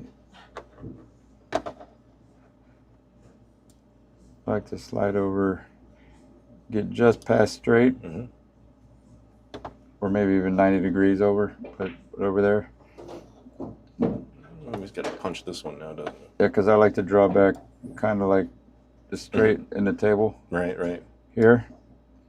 And then if you end up straight, then you can just draw it straight back. Right. Like that. So having two options if you did actually get dead straight. Yeah, I mean, I'm playing for something specific, and that like in straight pool, I'm very comfortable on the bed of the table and putting it where I want, getting to where I want to be on the bed. 3 dots. 3 dots. 3 dots. Yeah. Right there. Okay. Yeah, getting like just putting it where you want and land on the angle you want without using the rails. I enjoy that. I can do that a lot. And in straight pull, you have to do that. Just run the balls without going to the rail. So you land. You just can slide over this way just so much, slide over that way just so much, land on the angle you want to be on. Right. So I've gotten comfortable doing that. And I enjoy playing 9-ball or 10-ball without using many rails. Whereas like an Efren or Garten Bierbauer, who I grew up playing with in Ohio, he's a 3-cushion master, and he really uses the rails. Now I love using the rails too, but it's just this thing I developed for try to see how few times I could hit the rail, and so there it requires there's like less of a leeway that the rails can provide you with, like a certain leeway. So you literally, it sounds like you have to be in line to accomplish that. Yeah. Like, or if you're in whatever, you definitely have to be in line. And then if you're out of line and you still want to try to not hit a rail, that's going to be a lot harder, right? Yeah. Are we still on?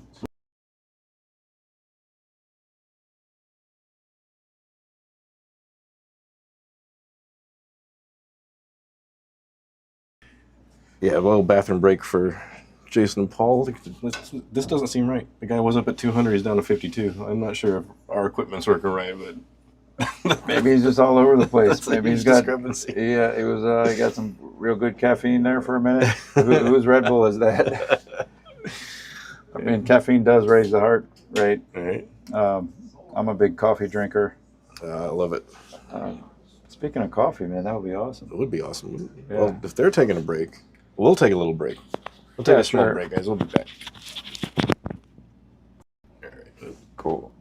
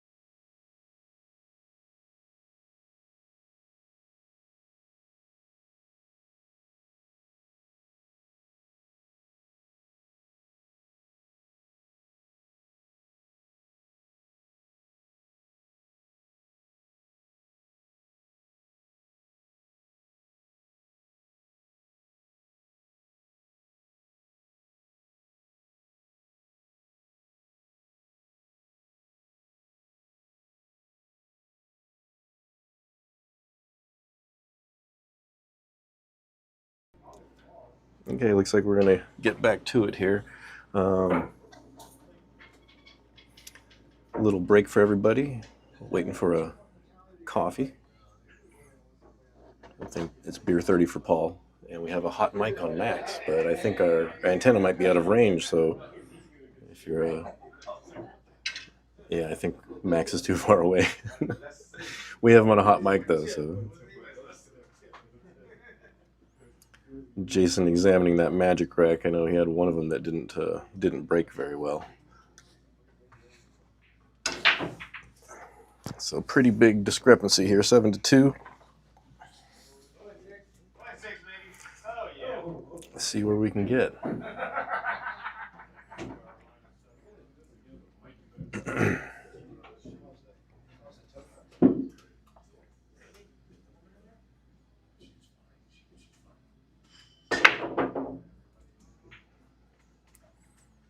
Good break.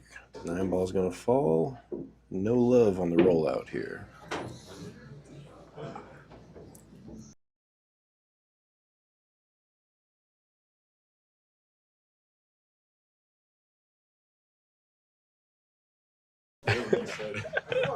Good. You all right? We were talking about me. Hey, what's up, guys? All right. Max is back in the booth. Right. You also had bass fishing back there.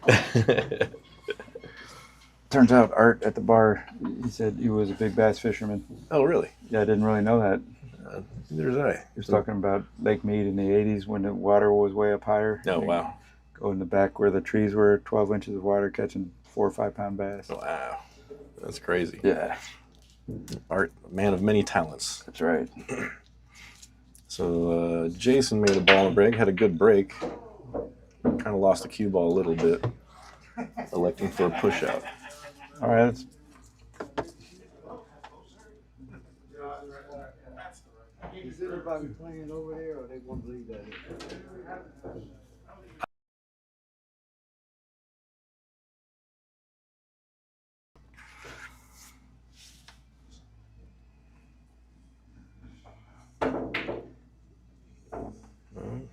I think that was a good hit.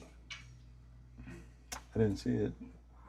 That's the one thing we don't have is a ref, do we? No, we don't. But are you guys utilizing instant replay for calls like that? No, the instant replay only tracks like the last 10 seconds, so we can only get it like right now. Oh. We can't just bring it up. But if they want to call somebody watch a shot, they will. Obviously, they were both agreed on that one.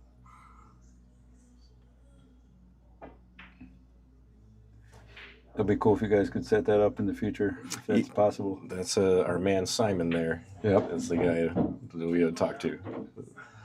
But yeah, it would be nice to pick shots, certain shots, and analyze them. Well, especially for good hits. But there's been a few occasions these guys make amazing shots, and I'm talking, and then the 10 seconds passes, and I can't get the replay. You know? But here's a good kicking system. The 2-railer. He's starting from basically 4.5, trying to go into the 1 or 1.5.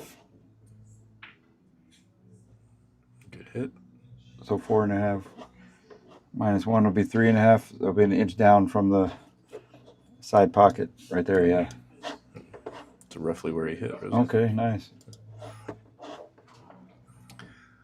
So now, it's a 1-rail kick. Yeah, you can't see it, huh?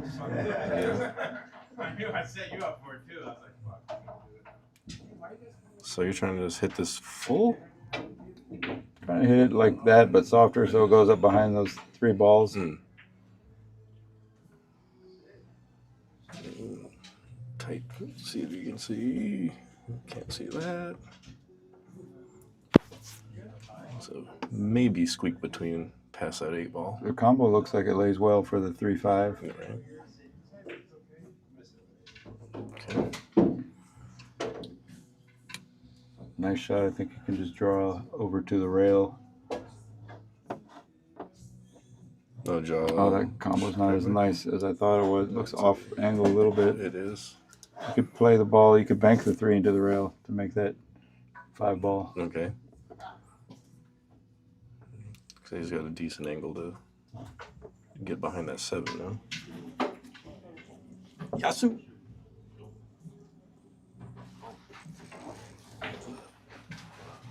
Yasu bringing the coffee. Thank you, sir. Yasu, the trusty house man. Hope you drink it black, Max, unless you want to go get some cream and sugar. Yeah, no, I don't put anything in it. My man. Fresh coffee. Yeah. All right. So now Jason has to deal with the 3-5.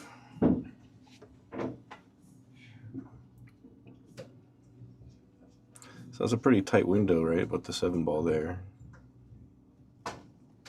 Yeah, bring it over towards the second diamond. He's trying to go for a breakout. Yeah. But he still has options. Ooh, that looks a little tight. I'd be surprised how often that combo goes when you line up to shoot the 3 into the rail. It's like for that ball that's off the rail, Mm-hmm. you can make a lot of them. Really? Just play the bank into it. Just hitting it real full. Well, like you're playing it, yeah, full.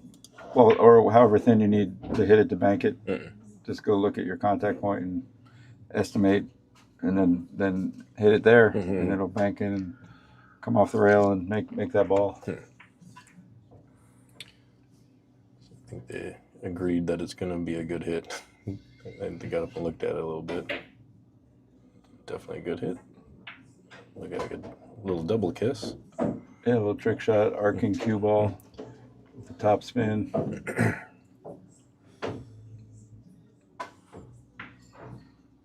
Now he could play underneath the 5 and shoot the 5 down where the 3 is about to go. Oh, it's still If he wants. I think the 4's on the table. Yeah, Oh, you're talking about after the 4. yeah. So he didn't have to worry about getting behind the 7. Like, yeah, looks okay. He could really juice it up with a lot of left, a little bit of high, and still play under the 5. I think it's a lot of spin though. But sometimes you got to do it. So usually we stay around this near the center of the ball. Just put within 1 tip of spin or less. But it's great to practice extreme spin. Yes, So because you can do it. I hit the ball like he just hit it every time.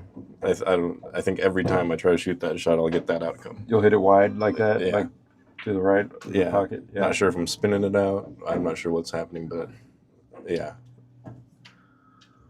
Especially when you kind of stroke it smooth and softer, the ball doesn't deflect as much. It'll curve in the direction of your spin, and that might be why you're doing it. So So I'm actually not massing, but the ball's arcing off that direction. Yeah. And missing it. So you're almost like you have to almost hit it dead straight and put your spin on it. Depending on how hard you hit it, yeah, the softer you hit it, then it depends on how level your cue is. But the softer you hit it, the less you allow for deflection. There will be a little deflection, but then that swerve will kick in on those softer speeds.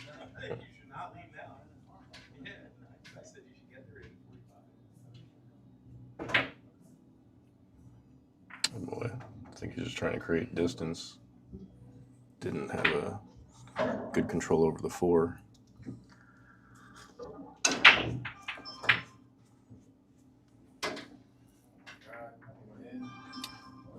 So here, you're trying to follow this ball?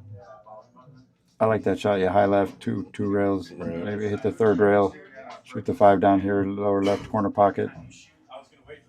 So it's funny, like I have a much better chance of pocketing this 4 than the previous one that Paul tried to shoot. Like for whatever reason, my brain works for this shot a lot better than the other one. I'm like, I'll miss the other one 98% of the time. Is it with the spin or even without the spin? Well, without the spin, yeah, I probably have a better chance of making that 4. Yeah. But the inside of that cut, like it makes sense to me. This one, I'm like terrified. I know it's not going to go in the hole. Like I just know it's not going to go in the hole when I try to spin it. Well, I think we just found a good shot for you to practice. Yeah. Well, this is close to the rail. Overcut. He was trying to break him out too. And Trying to go into that 6. this is no treat. 6 looks like it probably goes, but now where do you go with the cue ball after? Well, I think you draw off the 10, Ooh. 2 rails back to this corner right there. Yeah, yep. Oh shit! Sorry, got lost track. Yeah, you just Lost my mouse there. It looks like he's hitting. Yeah, he's hitting low. It looks like. I don't know if he's got enough to draw it. Oh, the cross bank. that was a great solution. Wow. Yeah.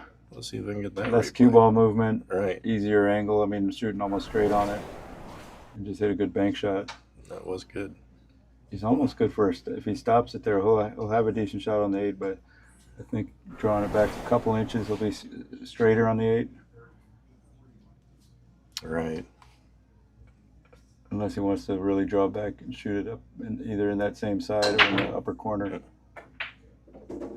Just a dead stop. Yeah, right there. Like Buddy Hall said, don't play position if you already have position. Nice. Right? Nice. Yeah. Like you think about percentages and stuff. Sure. That ball's going in as you hit it that way a lot more often. Right? Yeah. That's interesting. You got it. That was good. Bear down, made a shot. Okay. Paul's going to try to build himself a little momentum here. And that's how you do it, one game at a time, right? Yep. Oh, who was telling me that recently when I was doing one of these? I think it was Rory. And I'm going to butcher this because I don't remember now.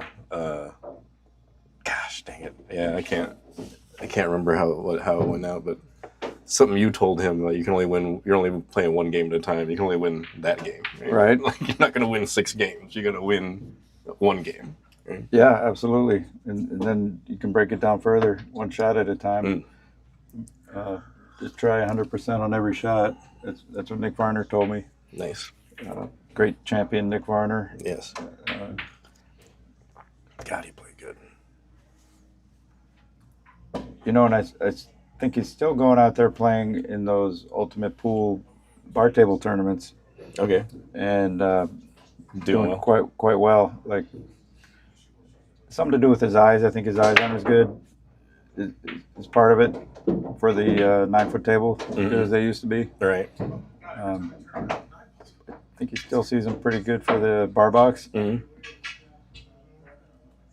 I'll take nothing away from any of these older pros at all. But when I look at it's the old stuff from like late 80s, 90s, those pockets looked really big.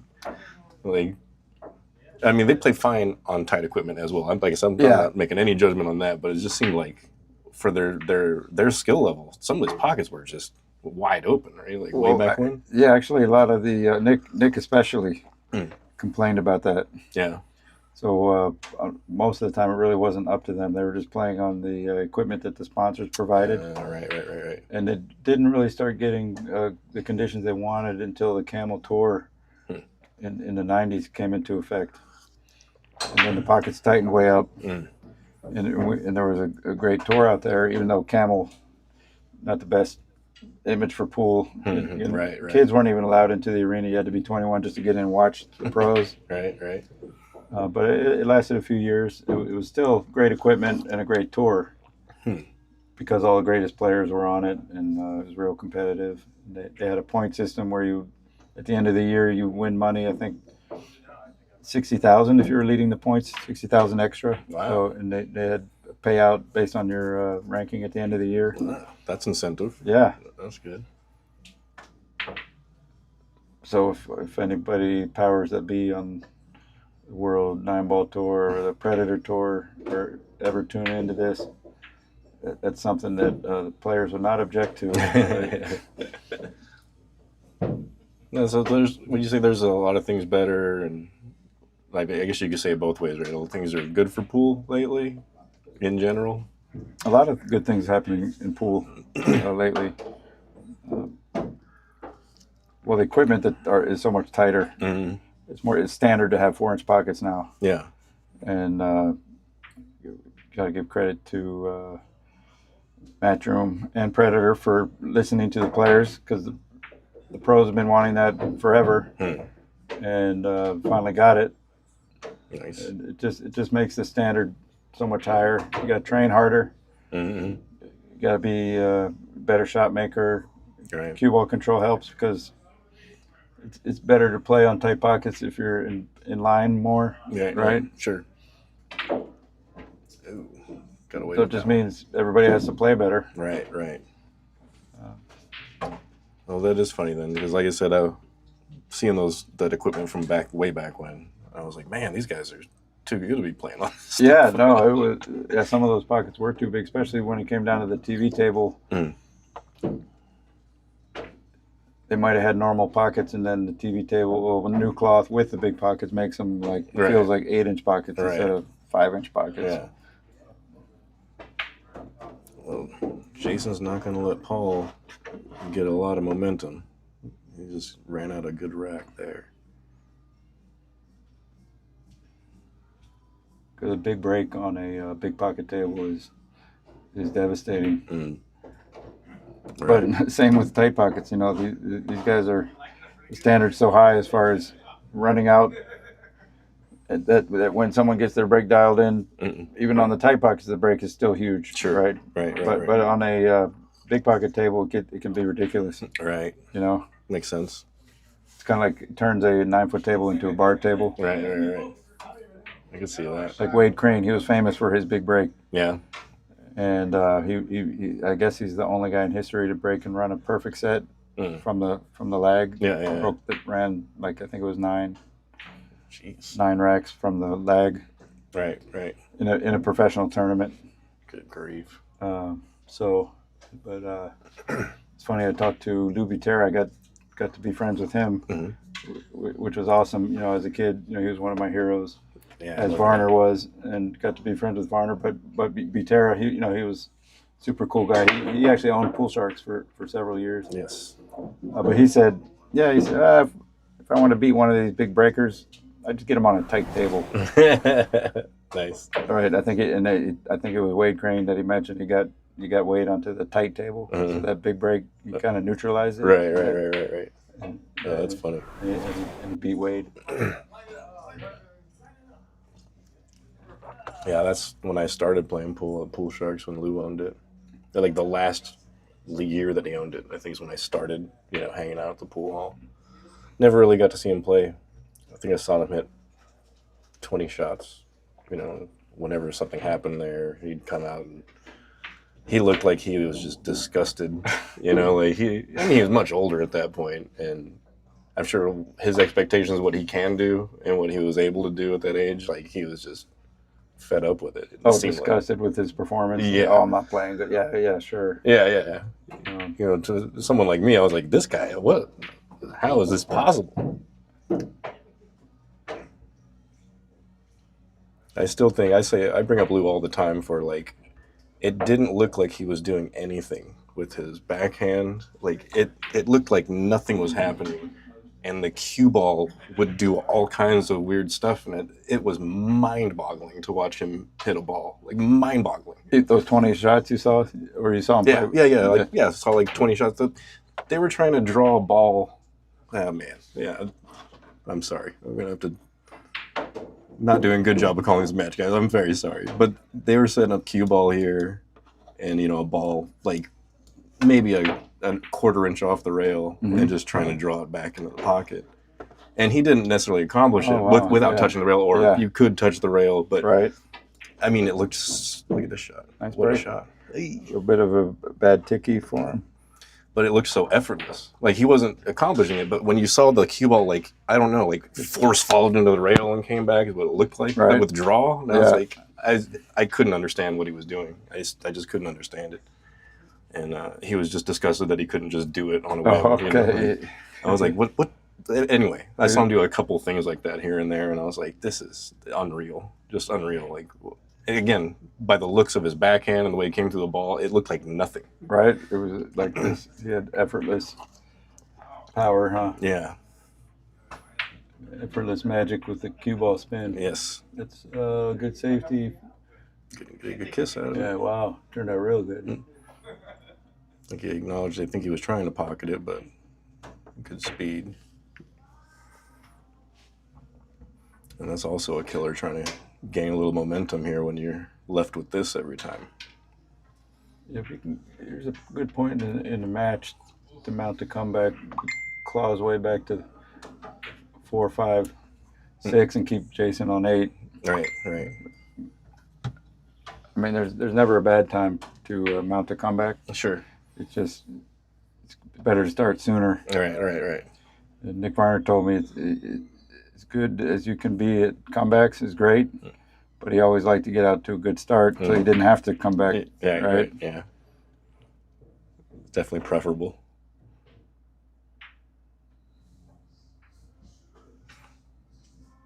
Boy's gonna try to sneak behind this 7 ball.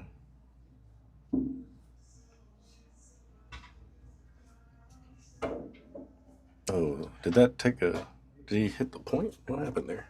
I think he just hit it a little too soft and it bent forward on him. I think he needed to hit that one hard. I could be wrong. Maybe he did hit the point. Let's see. Or something funky happened off that rail. It was close to the point. I don't. It really was. Yeah, you might be right there. Caught a piece of it or something. Yeah. I still think he hit it too soft for that shot. That one you want to put draw on it, like even go a diamond Past. longer, Right. And then draw it back behind. Hit the rail even. Or you could shot behind the 8 and zigzag across, do the F and Reyes Right. Z shot.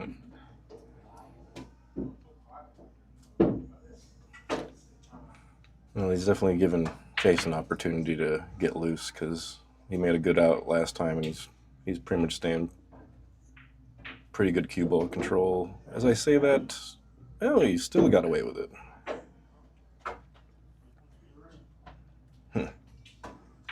I think he said he didn't want to hit a rail. Yep. Yeah. Those shots can be deceiving. You never want to let your guard down because you always gotta. As easy, long of a cue ball path as he had towards that 8, you still want to pick your precise spot and really bear down on your speed to get there. It looks like he's going for the back cut. Now, if it does pass the 10, do you elect to shoot past the 10? Or? Good question. I mean, if it doesn't pass, obviously you're not shooting it. But if it did, I don't know. I guess it's just preference of what shots you like to try to shoot. Yeah, it is. I kind of decide in the moment, really. Right. I mean, if you divide the angle and look which one is shallower, a lot of times go for that shallower one. But part of it is what you worked on, what you like. Right. Well, also that blind pocket. If I can shoot something that's not blind, I think I always choose that. Mostly. Now, the pocket can play a little bigger when you do take the blind pocket in that case, because if you hit the rail a little bit first, that outside rail, right, it can still slide in. But that angle gets tricky on that. A lot of times it won't slide in. Even doesn't matter which rail. Right. Or if you do hit that side rail, a lot of times it won't slide in. Okay, Paul, scraping one more game together. And yeah, every game is huge, right? 9-3, 8-4. That's huge. 9-4, 8-5. Like I said, if you keep them at 8, pressure starts switching. I didn't get the break speed on that, although they're pretty consistent between 18 and 20. They're smashing the rack. This is an interesting shot because it's pretty thin and you don't want to hit it too hard. You just want to go one rail, so you need like that high outside, but you still got to hit it pretty soft. Yeah, just like that. But this is speed, you're saying? It's speed, but it's also you're dealing with swerve and deflection, so it's a lot of. So you can spin this ball out potentially. Yeah, the spin would have kept him away from the 2 and the 4. That was a good shot. Yeah, I mean, without the spin, making it's a little easier because you don't have to allow for those. But again, that's why it's always good to practice spins. I mean, everyone's always going to talk about don't use much spin and this and that. However, you want to be good with the spin. True. Right. So devote some practice time to it. Right. Even every day, just go out and hit balls for 30 minutes with every single shot has extreme spin. Mm-hmm. And just watch what happens. Right. You Right. know? Like, yeah, you might have something in mind or don't have anything in mind, but just watch what happens. Hit it with extreme spin. Right. And sometimes extreme speed and spin, or extremely soft And a lot of with spin. spin. Right. And just learn the reactions, learn the aim to where you can make the ball first. Right. And then also, what does the cue ball do? Then you start to get comfortable making the ball with extreme spin. Right. Right. And when it comes up in a game, you get that practice, Yes. and you feel really, really confident about doing it. Boy, I think he was getting a little too fancy there. I'm not sure. I think he was trying to tuck up behind that 5-7. Left Jason a shot, whether he goes for it or not. Do you like to shoot this shot? Up and down? Back cut this 4? Yeah, I do. I love that shot. Yeah. It looks like he might be banking it. Yeah, it looks like it. Like he said, he likes to bank. And Yeah, it's a double. It's like a two-way. Yeah, two-way. not a bad shot. You only missed it by a fraction there. Or it's actually a three-way shot, right? You're playing to make it and play safe if you miss, but also play position Right. if you do make it. Yes. Right. I learned that from C.J. Wiley. Three-way shot. Nice. He talks about the 1 foul or 2 foul push-out rules, 9-ball back that they played with up into the 80s. Which was what, like every shot you could just push and roll? Pretty much, yeah. Well, if you're on 1 foul, I think you had to hit the ball. Okay. But if you're ever just like played bad shape, you could just push out. Maybe. Yeah, you don't have to like kick. He said like the guys back when they switched the rules, like the guys will be like, I don't have to kick for my money. Because now you have to kick at it, right? Just to make a good hit. Back then, you could just push. Right. Push to a cut that you're good at, or a bank that you're good at, or some tough shot. So there's a lot of strategy in that game. Sure. The push out. Is that safe to say that doesn't really come up at all anymore in any kind of, unless you're just gentleman's agreement playing that game with that guy? I played it a little bit with CJ. His version. He's invented a new game called Shoot or Dare. Shoot or Dare. Yeah. So basically, the push out is the dare, and the shoot. So it's your choice to shoot. That you get dared. You can shoot, or you can push out.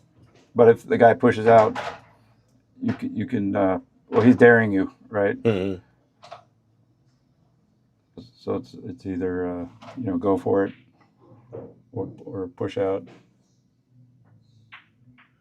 Oh, God. So, 3-1. Sorry, Frizz. I've been neglecting the chat here. And I know Frisbee's rooting for Jason. Sounds like she made a side bet with one of our other spectators.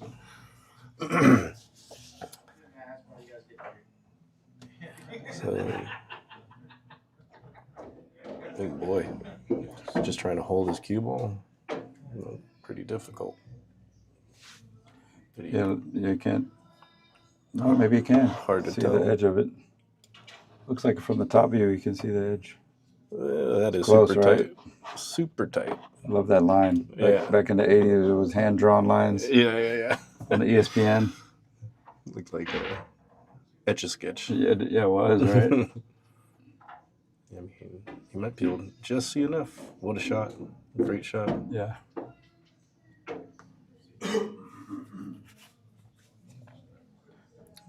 Looks like the same shot. Could do a few things here. You go high left, 3 rails, shoot the 9 on the side. You could zigzag a little bit low, come across, straight across, or you could actually kill it, just hit it low with a softer stroke and just kill it there. But that's a good shot. I like that shot.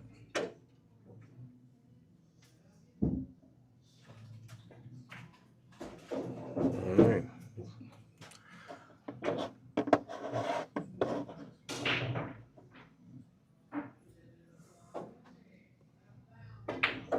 9-4.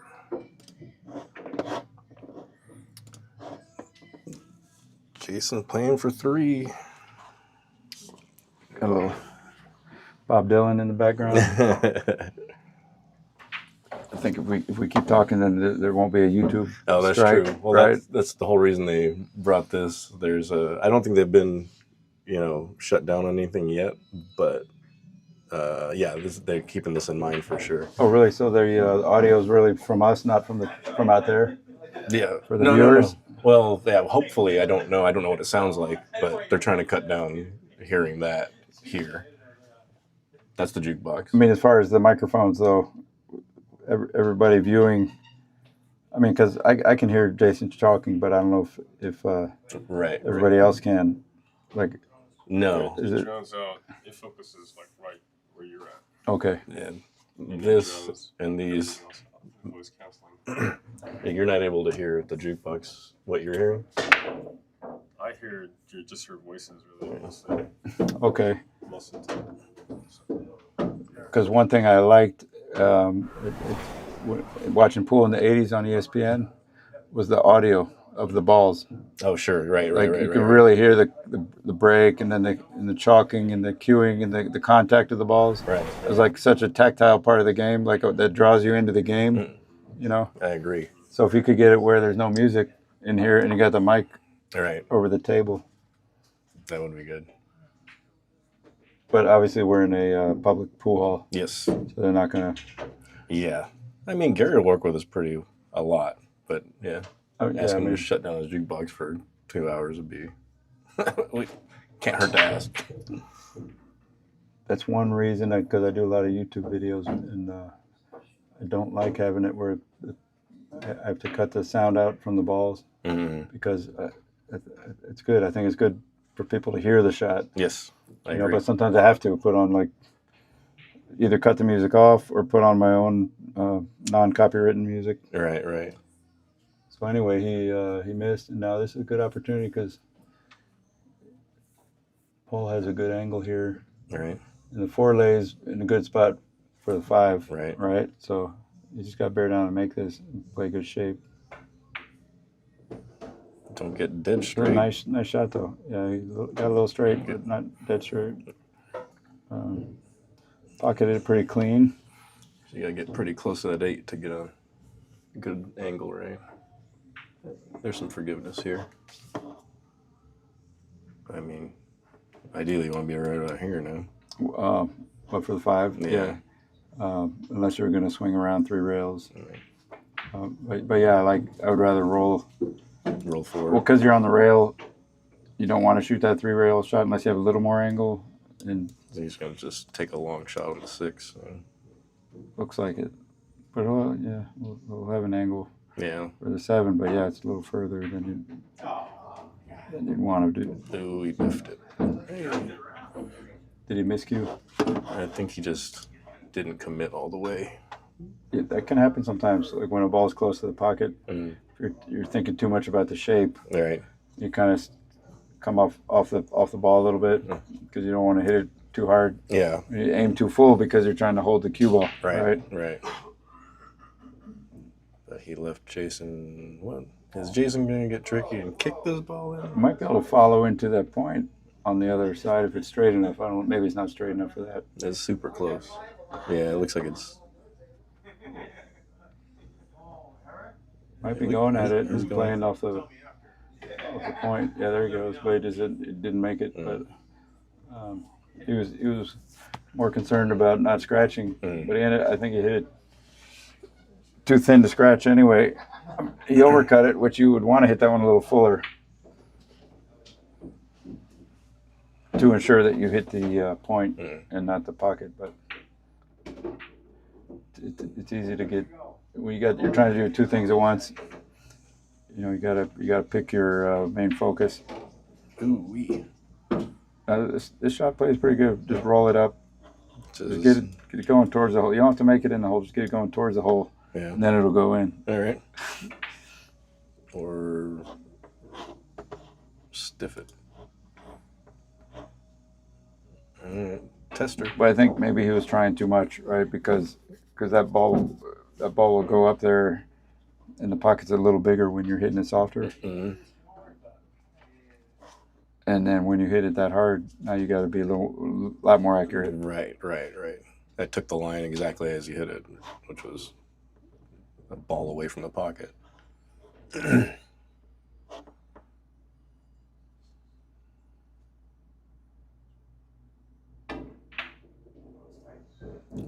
to hit that with some authority.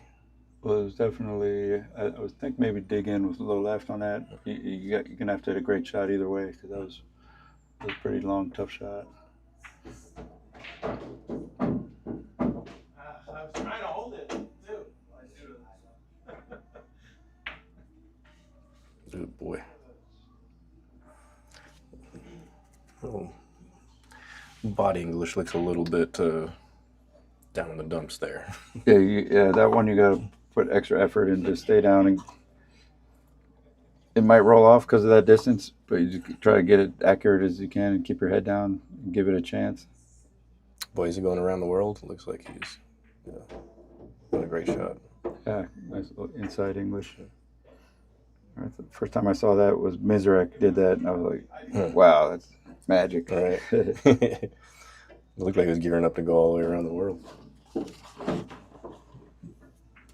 All right. Shot's not so available on new cloth. It'll slide. It won't grab like that. Mm-hmm. This cloth is pretty Worn in? Yeah. It's championship cloth, right? I believe so. Yeah, it's actually one of my favorite cloths. Mm. One reason I like it is because it's so playable right when it's brand new. Mm-hmm. It's not like crazy slidey. Yeah. I like the texture of it. I love them when they're brand new. I mean, I guess any table, honestly, for the most part, when it's brand new. It's nice. When was this recovered last? Do you think, has it been recovered since I've been gone? About a year? Boy, yeah, maybe about a year, roughly. Oh, yeah? Roughly, yeah. I think, what is this? Yeah, it might have been, because it's not been recent for sure. Might have been right before I left, because I think I remember when it was new. That might have been it, yeah. Yeah, it's over a year, I want to say.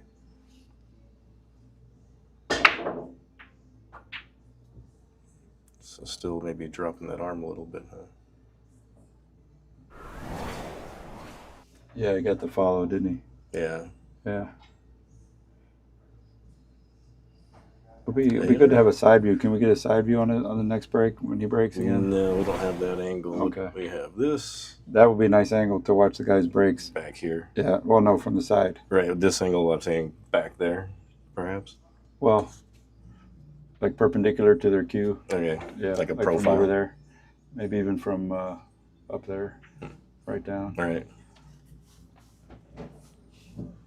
But yeah, even this view from the other side is good, just because you get more shots, different angles. All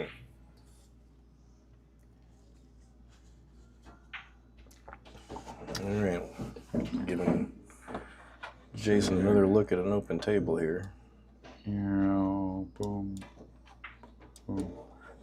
There it is. Just having fun with the tallest trailer. Is that the two I'm looking? Yeah, that's what I was thinking. Yep.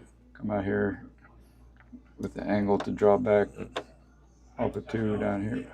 All right. But now let's erase this. 3 dots. So you got pretty straight on this.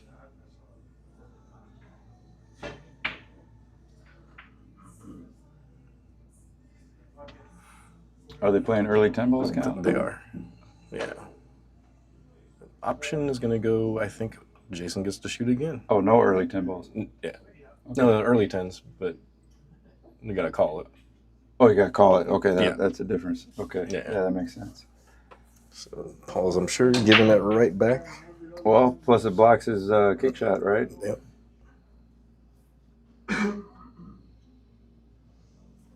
So that's my shot right here. This would be my shot. Masse. Okay, well, let's see. Yeah, it's hard to match.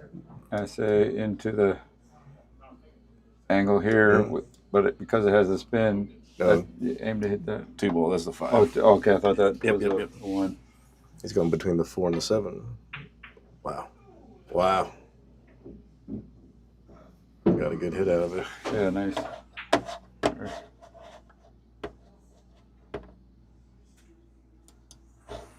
So, now where do we go? You ever masse into a kick? I have, not often. I'm a big massayer. I really am, because I'm terrible at jumping. So I'll masse like a decent amount. So you're probably pretty good at it. I'm okay at it. Yeah. Yeah. It's definitely a feel thing. Oh, boy. Did that double kiss? I think it did. It looked like it. Looked like he hit it really good, and then it just laser beamed into the pocket. I love masseing. Yeah. And the masse into the kick, Mhm. can't begin to tell you how many safeties it's gotten me out of. Because if you're good at masseing and hitting the ball, Yeah. and if you're pretty good at making it, if you're good at masse, Yeah. then masseing in the kick really isn't that hard. You just pick your spot on the rail, and then you figure how much spin's going to be on it when it hits the rail. Right. So you actually plan for everything. Yeah. And you just curve around the ball, hit your spot on the rail, and then it hits the ball. And you're gonna kill the cue ball 9 out of 10 times, right? Kill it. But most of the time, I'm imagining if I'm massing into the rail and I hit a ball, the cue ball's gonna die there. Well, assuming the object ball's close to the rail, obviously, right? But you're saying even like long kicks, like say Yeah. Oh, especially long kicks. like Yeah. that? Yeah. Go like curve around the ball, down table, Okay. and then the ball straightens out Yeah. to the line in the spot you want, hits the rail where you want, and then goes to the ball that you're trying to hit. Okay. Oof. I think he's trying to sink or swim here, just going for it. Well, I mean, even that shot requires all your attention, even when you're like in dead stroke, like the longer shot off the rail into tight pockets. So, it's just you got to. Every shot is brand new. Right. The last few shots don't matter. The last couple hours don't matter. Right. So you got to step up to the table every time you get up there, right? Yeah. It's like you're boxing against the table. You against the table. That's very interesting. I mean, that's definitely right. How much of this game is mental? It's like a 50-50. I'll say like Yogi Berra, 80% is mental and the rest is in your head. Nice. Because it definitely feels that way. I mean, without a doubt, all the practice, the hours like you put on a table, and is obviously refining your mechanics, making your mechanics more reliable. But at the end of the day, it's in your head, right? Well, it's actually a great question because a lot of players put too much emphasis on that it's all mental. But what I'll say is it becomes more mental the better you get. Because once your skill gets to where you can execute everything and you're super consistent, then the mental game is even more important. Not that it's not important otherwise, but it's more priority to master the fundamentals and to master the game. Because if somebody hasn't or mastered aspects that they should have mastered, then it's really not all mental. Then they have that physical bridge to gap, or physical gap to bridge. Right. And it's not necessarily mental at that point because they're not doing the things correctly for it to be mental. Right. However, to get to that place requires a lot of clarity on how good you want to be, and your mental outlook on the game and the identity that you create for yourself is going to determine the work that you put in the game to get as good as you're going to get, or as good as you want to get. Right? Yeah, it makes perfect sense. It's mental in different aspects the whole way through. Right. So it's really important at the start of your journey to decide how good you want to be. Yeah. And especially with like the fundamentals, because that will have a big impact on your ability. Like the better you can stay down on your shot, stay down and follow through, not move your head, right, and not jump up. That's going to be like a game changer for everybody out there. Sure. right? It's like a hurdle that everybody has to pass through, like at the price of admission.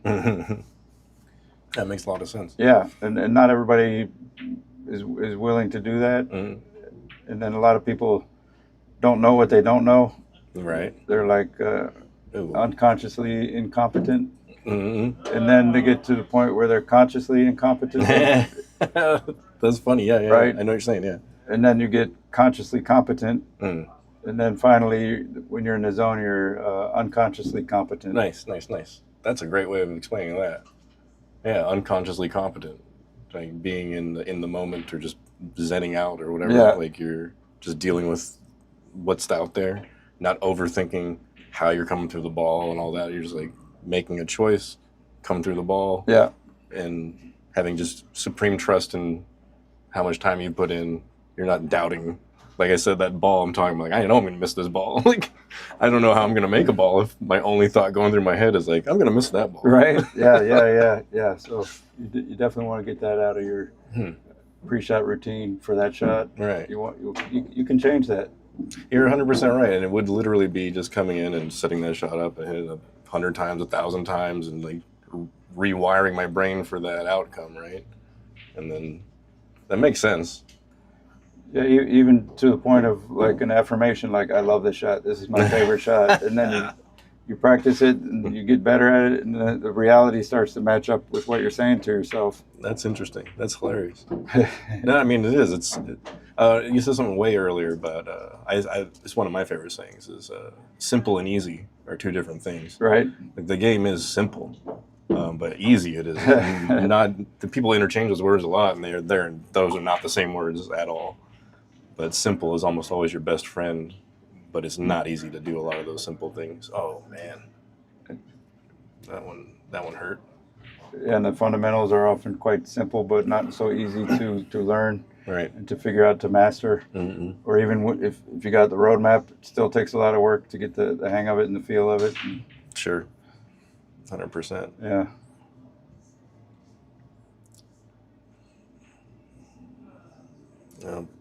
Paul's having a hard time recovering, especially after that. It's not up to him anymore. It's Jason's choice if he wants to win this set.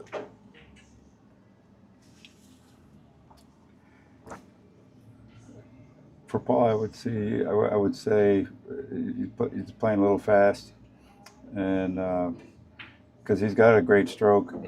I think he's got like a big game potential, big stroke, and he's got a pretty good gear. This is good for him, to be under pressure like this, because he's going to learn from it, and he'll learn how to like slow down just a tick when he needs to slow down.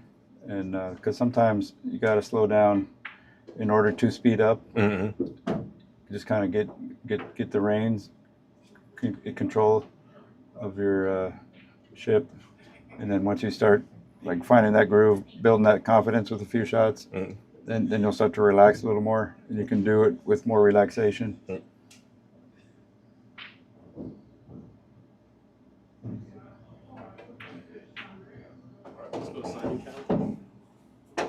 All right, that's gonna be a wrap. Jason's calling me out, guys. Hey ball.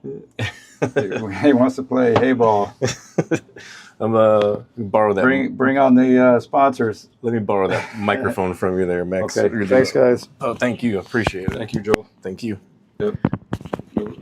Great having a cerebral player explaining a lot of that stuff, man. It's really cool. Thanks. If I can find this magnet. Yeah. Get magneted to my belt buckle. Thanks, man. Thank you. Yes, I really appreciate it.